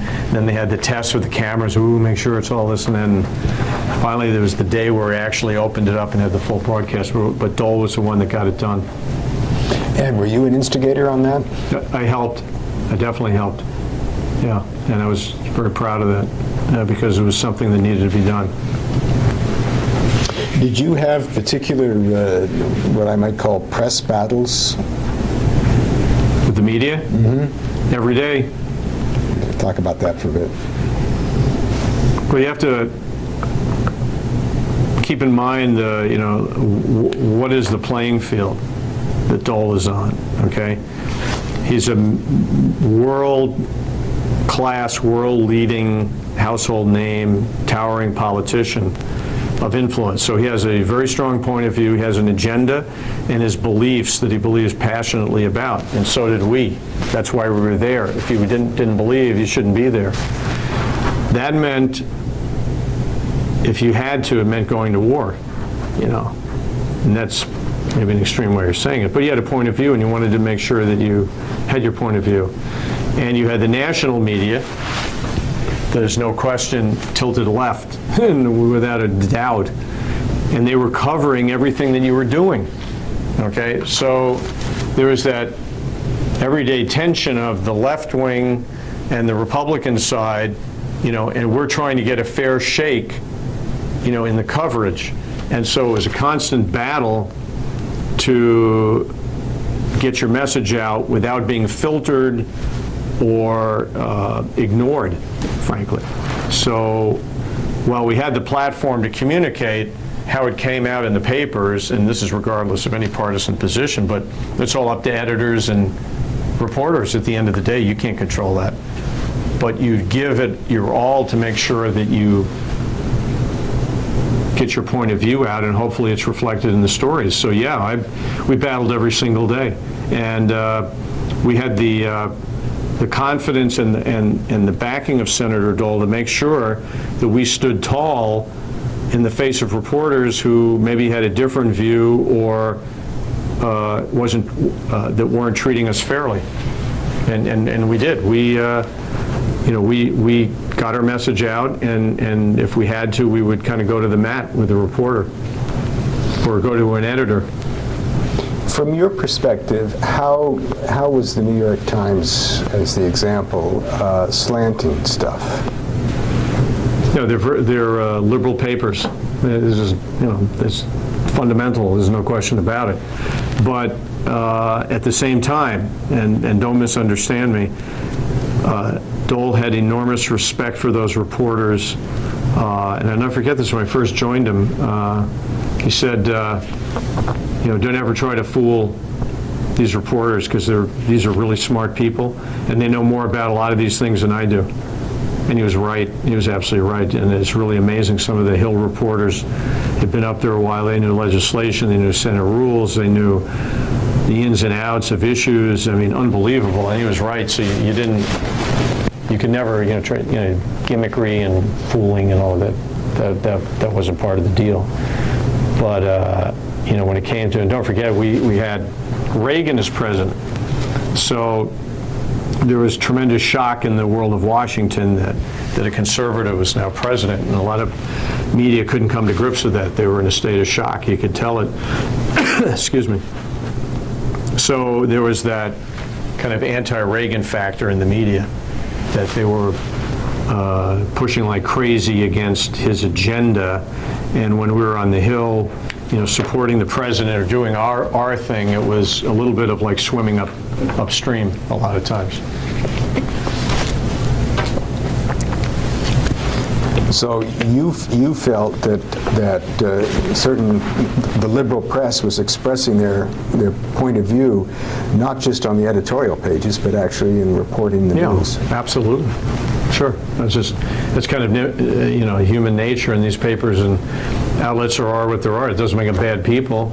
I liked them. I got along, I think, pretty well with them, and but it was jobs we did. I mean, that's what it's all about. And at the end of the day, they wrote what they wrote, and we had an obligation to be the strongest advocate possible for our position.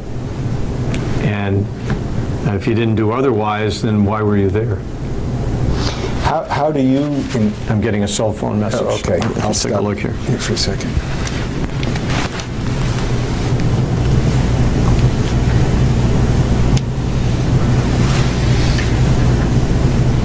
Okay, picking up, say something about relationships that you had with the White House over your period of time. I guess that would be Reagan and George Herbert Walker Bush. And Clinton. And Clinton, exactly.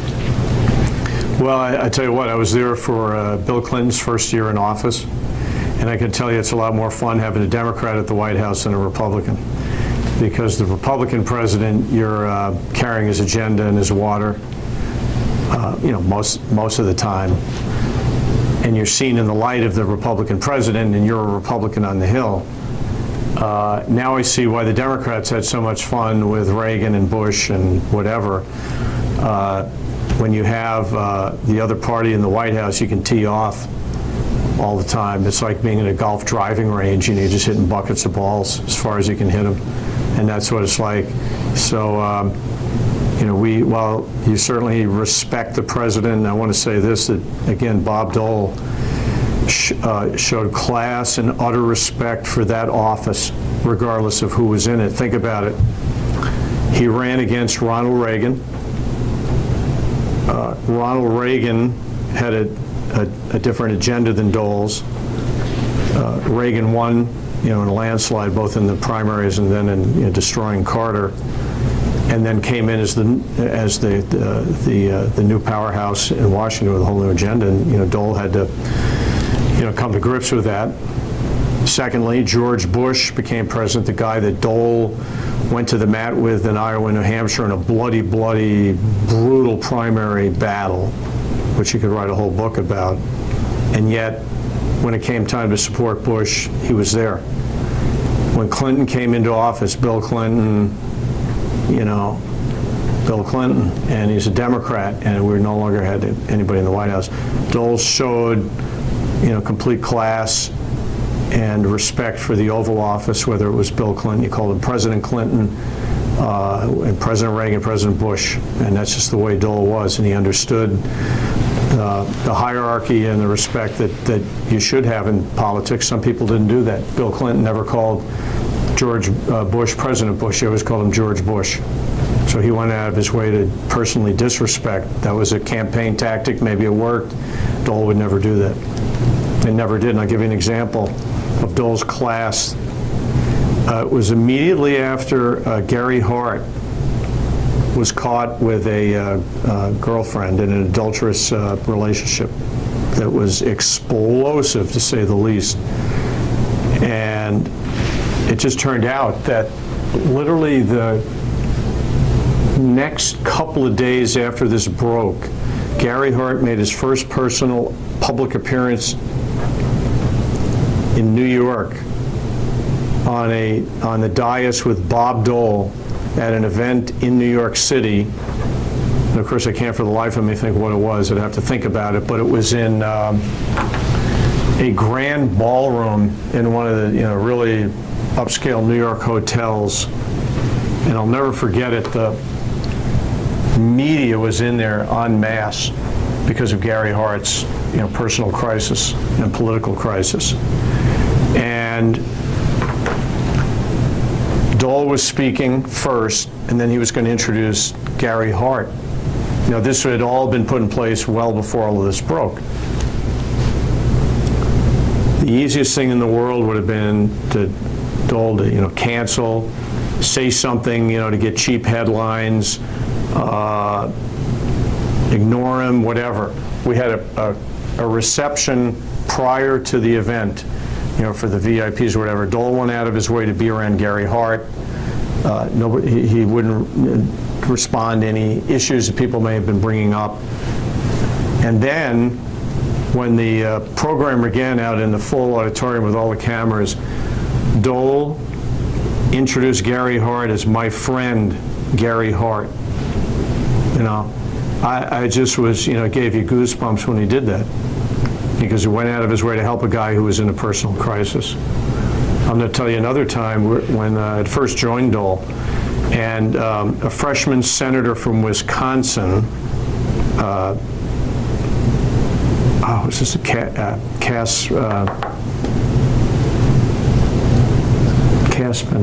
Cat? I'll have to think about it. Do your homework. You can figure out who it is. But it's a freshman senator, was on the banking committee, and at the time there was a huge banking issue. And he was, as a freshman senator, which was kind of a little bit unprecedented maybe, but this was the new Senate where you had freshmen coming in and doing whatever they wanted. And he was kind of off on his own agenda. And he was making a lot of news, and he was taking on bankers and all of this.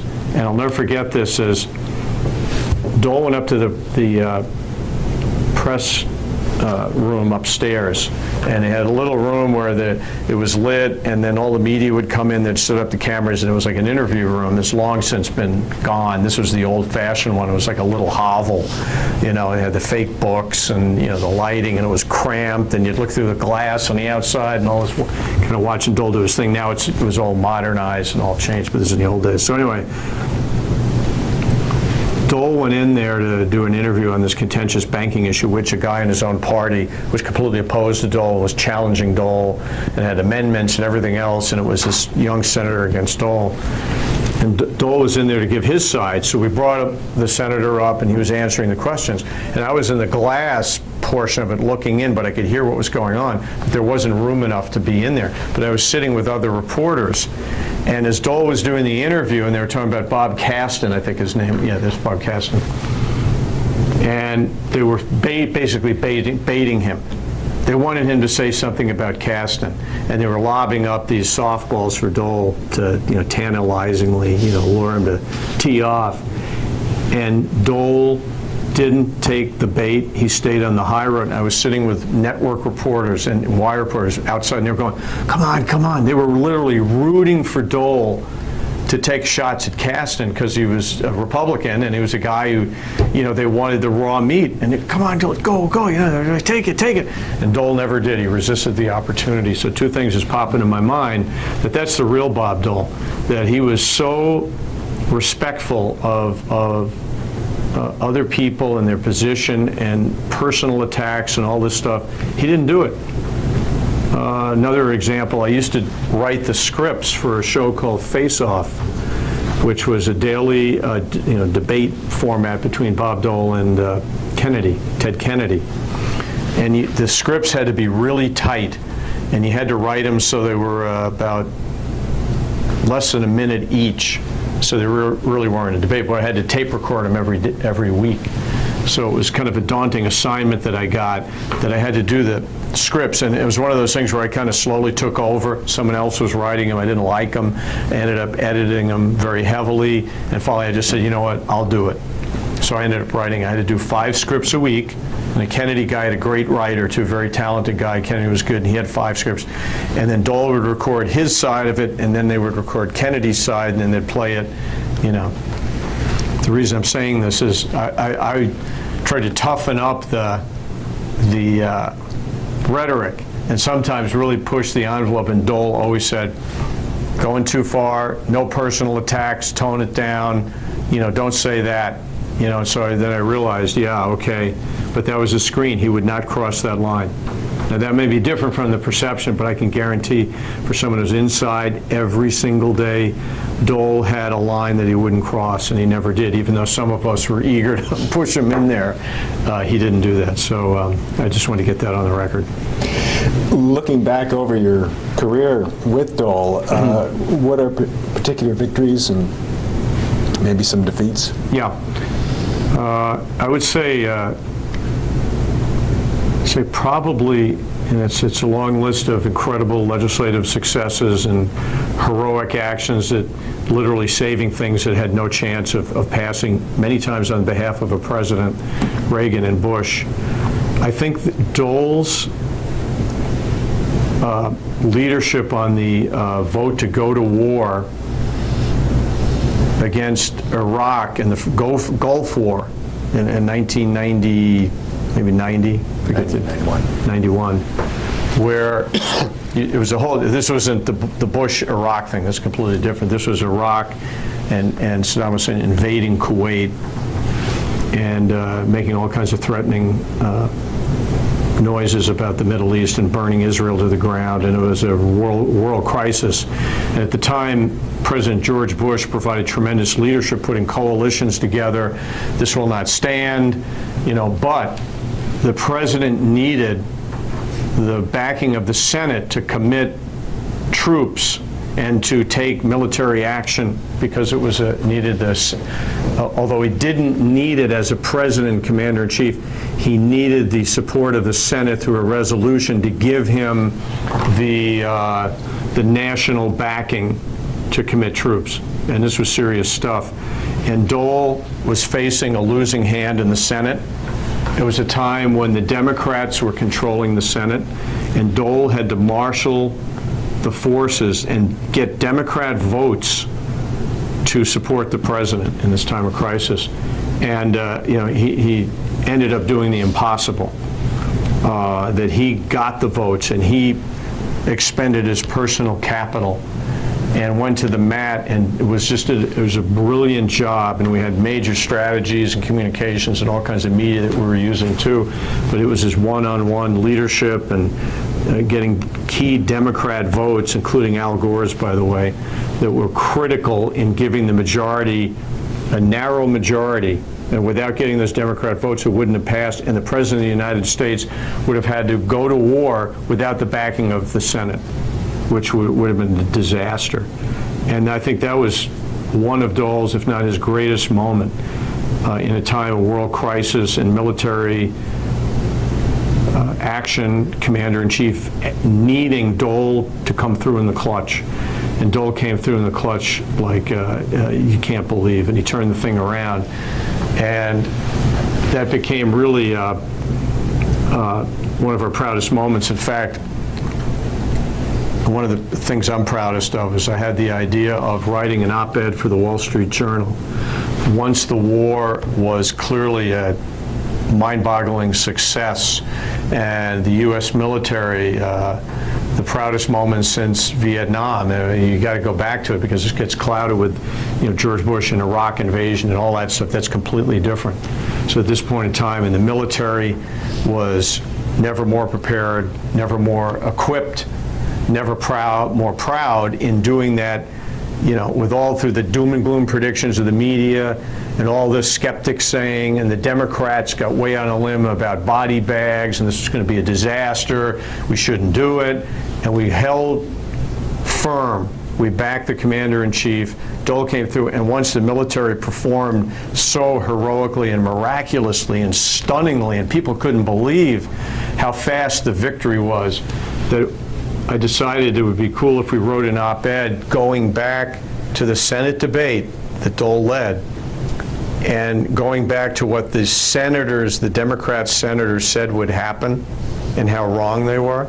And so we went through we did an op-ed from Dole using the very quotes from the Democrat senators, and looking back saying, and hard to believe now, but if it weren't for 4 or 5 votes that swung, that the Senate would never have been supportive. So it was Dole agreed to do it. It was a dynamite op-ed, and it got tremendous recognition and accolades. Not that I wrote it, but it was a brilliant thing to do, simply because it went, can you imagine if we hadn't done this, and here are all the predictions of the doom and gloom that never came true. So that was pretty cool. On the opposite side, what about a low point? The lowest point for me that clearly comes to mind was when we lost the Senate majority, and Dole was there for 2 years, and threw his heart and soul into supporting Republican candidates. We went out on just a brutal 17-day, I'll never forget this. This was also 2 things, supporting George Bush for president around the clock, campaign appearances all over the United States, campaign stops around the United States nonstop for Senate Republican candidates, and also Congress, and dog catcher. That was the way Dole operated. And he threw his heart and soul into that. And I'll never forget the night of the elections in November of 1986, that we were going to, everything hung in the balance. It was 86, that's right, so it was before Bush, but that was, who also did the Bush thing? I was wrong there, but I'll never forget it. We were in our offices with Senator and Mrs. Dole watching the elections that night, and one Republican candidate after another going down to defeat. And we suddenly realized it was a tipping point where we lost the Senate majority. And that was just a crushing, stunning defeat. And it was the real world of politics hitting you in the face about as hard as you can imagine. That suddenly, for whatever reason, we lost, and we were not going to be in the majority anymore. And again, a classic Dole, window into his soul. He not only campaigned, his heart out, but we stayed up late that night doing interviews when we could have, shut the door, no comment, we're not going to talk about it, let the Democrat, no. Dole was on live TV, he was gracious in defeat, complimented the Democrats, said we'd get, work hand in hand with the new leader, Bob Byrd. I went home that night and I didn't go home that night, I slept in a staffer's apartment and close into town, because we had to be there next morning to do the Today Show. We did all the morning shows live from Dole's office about losing the Senate. That was tough to do, but he did it. He stood tall and showed real class and leadership, and we did all the interviews. We got 2 hours sleep. I met Dole back in the office right on the dot at like 6:30 in the morning, and just plowed through the interviews. And he was gracious, and I'll never forget it, though, walking out of that night when we left the office. It must have been about 2 o'clock in the morning. And I went by, and I remember going by Senator Bob Byrd's office, who was the minority leader. Now he's going to be, they had balloons out, and people were already celebrating.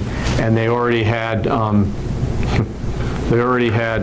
painters and basically interior designers all over the building already measuring for curtains for the Democrats to take over offices. And the story was, and it's actually true, that Dole's magnificent suite had always been the Republican leader's office, and there had been all kinds of attempts to take that away. And even Bob Byrd wanted to take that office away.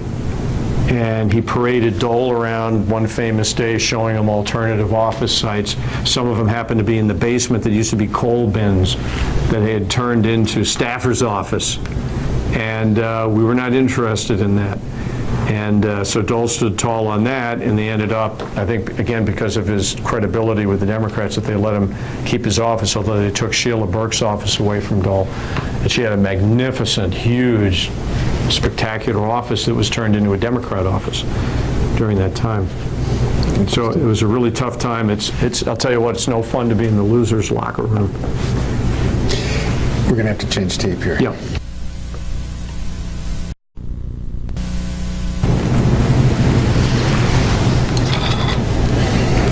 So it comes 1993, and what prompted you to leave this exciting world? Hardest decision I ever made in my life.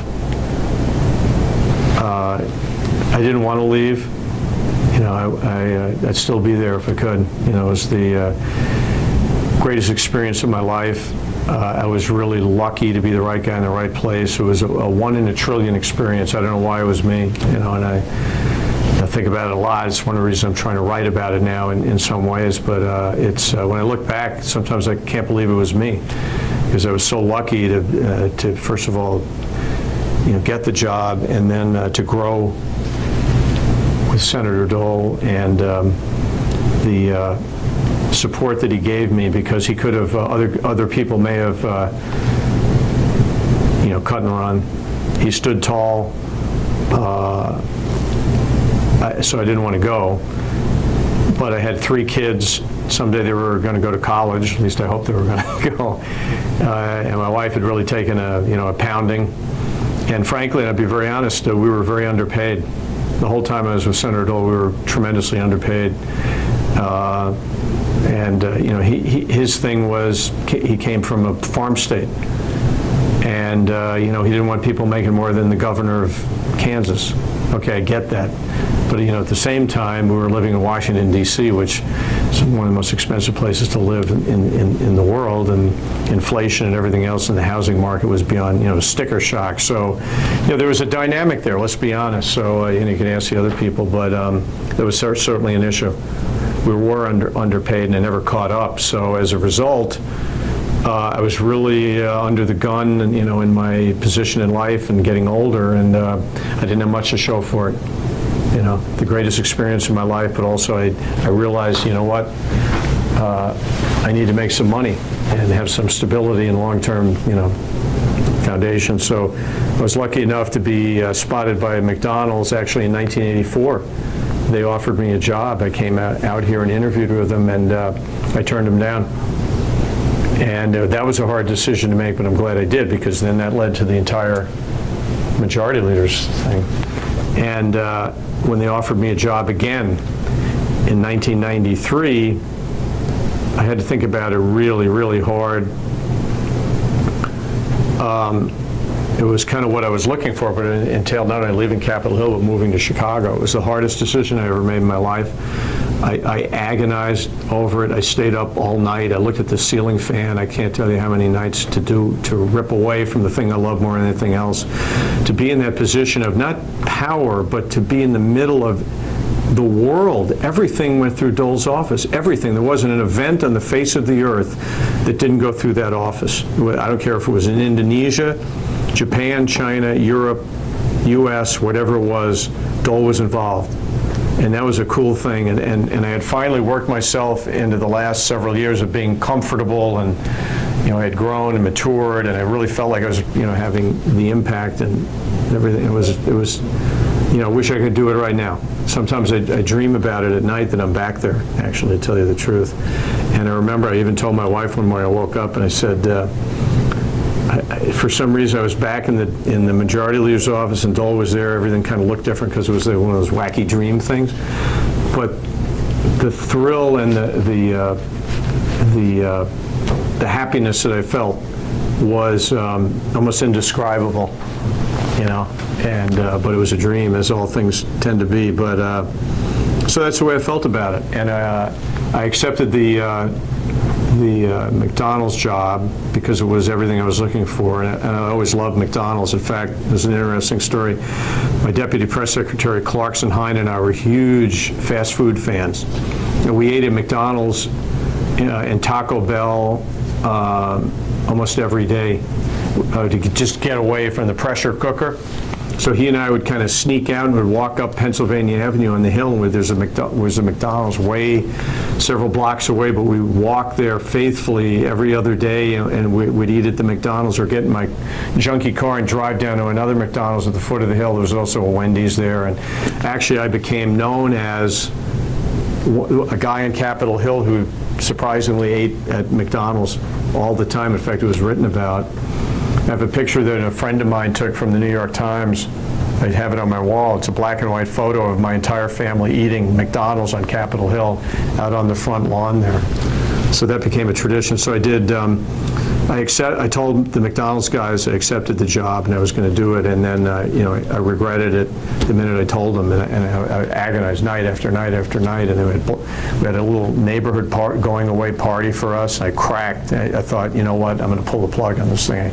I can't do it, but it was one of those things where I knew it was the right thing to do, and I just bit the bullet and made myself do it, and it was agonizing to me. And I'm not afraid to tell you that I broke down the day I walked out that door one of the few times, but I cracked because I knew that I'd left that world behind forever, and there's no going back. So having said that, 13 years, the greatest ride anybody could have had, especially someone in communications, media, and to see the world with Dole, and to be associated with a legend like Bob Dole is something that I'll treasure forever. And so I did leave, and it was the best decision I ever made, because I've grown here at McDonald's in ways I never could have imagined. It's an incredible company. We do business in 119 countries. I've been lucky enough to travel and to be part of the McDonald's miracle, if you will, and I've grown here in communications and media relations. I almost wish now that I had all the know-how and knowledge that I've learned from all the great people at McDonald's and take that back to Dole in the 1980s and 90s. But so, again, I think this has met my criteria, and I'm glad I'm here. And I look back with tremendous joy at my Dole years. How did the senator take your departure? That's a real personal thing. It's kind of interesting. I think he and I had a very, very close relationship because we worked together every single day and traveled the world together. Not that we're, with Bob Dole, he never said things about those kinds of things, relationships, but you knew. Unsaid. Now, if you did something wrong, you goofed up, and he kind of gave you a shot, okay? That's what he's the boss, right? So if you do something dumb, and I did a few dumb things, he'd give you a shot, and he was kind of a guy who didn't need to say much. He'd say maybe 3 words, give you a look, or maybe 2 sentences, and that was like for anybody else, 15 minutes, and you got the message, real fast. But he would show that he was over it. He'd come in later in the day or even the next day and make some kind of comment that was a complete non sequitur or didn't mean anything, and he'd come and say, "Yeah, the sun's out," and they'd go back into his office. Well, that was his way of not apologizing, no, because he did goof up, but he's saying, okay, we had our piece and that's kind of done with. And this was kind of the same thing when I left. I told him that I was leaving. It was on a Saturday. I went into one of those kind of famous Saturday morning things. I told him I needed to talk to him. And I told him I was talking to McDonald's. And I told him that, I told him how hard it was for me to even tell him this, but I decided to, take the job. And even though I didn't want to take it, but he kind of just did one of his Dole things where he kind of like nodded his head, and you could tell the wheels were turning, and says, "Yeah, maybe we can match it," which kind of surprised me, and that kind of told me that, in his own way, he really valued what I was doing, and so it meant a lot to me, and we did talk, but I think the die had been cast at that point. Although I did want to stay really bad, and if they offered me that extra nickel, I would have stayed, just like in TV, but I made myself jump. I just had to jump off a cliff, and I did, and I made myself jump. And we had a going away party, which I'll never forget, because obviously Dole was there, and I prepared remarks, and there were the staff people were there. A lot of my friends in the media came in, and even though people we had battled with and everything, and we were friends at the end of the day, and I had tremendous respect. My still photographer buddies all crowded in. We had Democrat staffers coming in and all that stuff, and it was one of the times where I really my remarks, I hit it right. I still have a copy of them, I kept them, but I had some comedy up front to break the ice, and then I told Dole, that, how lucky I was, and I could never, thank him enough, and the remarks that he made, and he kind of cracked, and his eyes welled up, and I think that's all I have to say. That meant more to me than anything, and nothing meant to be said, and I'll always treasure that and value that, and to have just the respect of someone like Dole, who's all about integrity and loyalty, and blow all the politics out of it. That was good enough for me. So he said too, he had remarks on the floor when I was leaving, and George Mitchell was gracious, and he said some nice things about me. And again, I'm not in it to be thanked and all of that stuff, but Dole said no one had more integrity than I did, and it's probably the best compliment I've ever had in my life. So how do you think Dole should be remembered?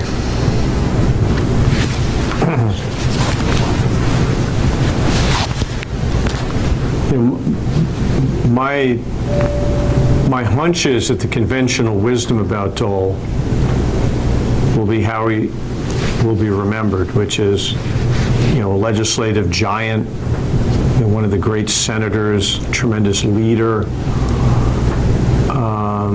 a guy who ran for president, didn't make it, but will always be remembered for his legislative genius.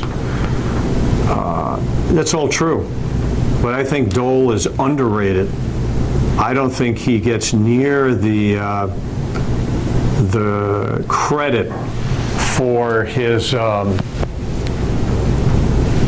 like I said, first of all, international genius, if you will, and foreign policy expertise.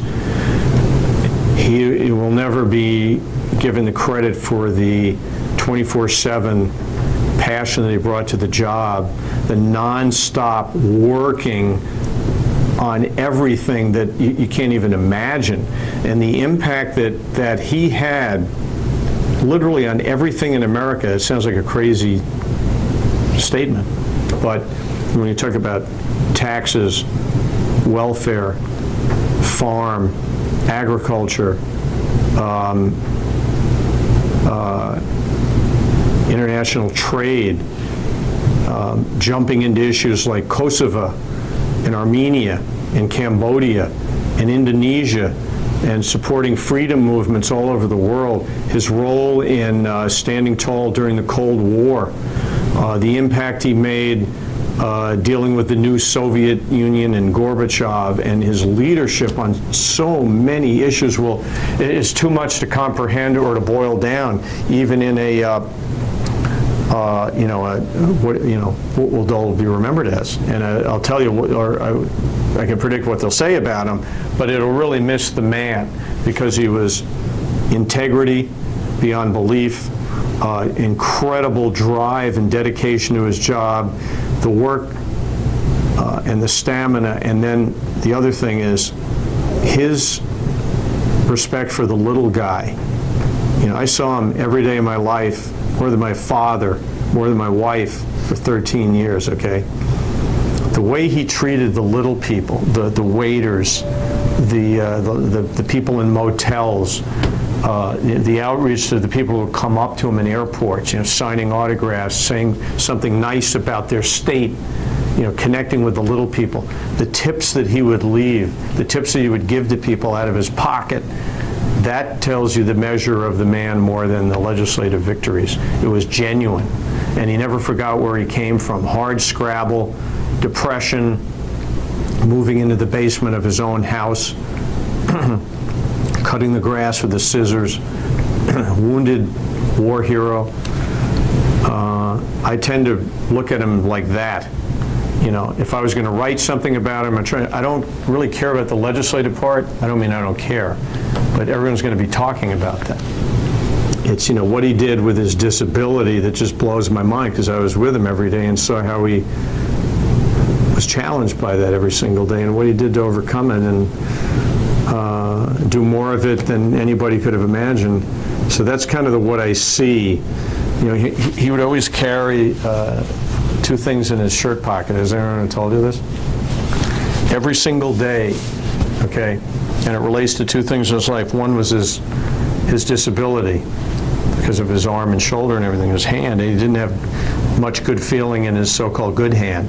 So he had very limited feeling in his right hand and his so-called good hand with which he did everything. He had very limited feeling. So he used to say he'd put his hand in his pocket and couldn't tell the difference between a dime and a nickel. Okay, so that gives you a little feeling of what it's all about. He would carry a wad of cash in his pocket, so $80, $100, because first of all, he didn't have to fish in his pocket and use change, and to tip people and to have cash available, mainly for just tipping people. He would keep it in there. And he would also keep there the prayer card from his mother's funeral. And he kept it next to his heart every single day, and it was in his pocket every single day. So I think that tells you more about what he was all about. I think we'll stop here. Thanks, Walt. Sure.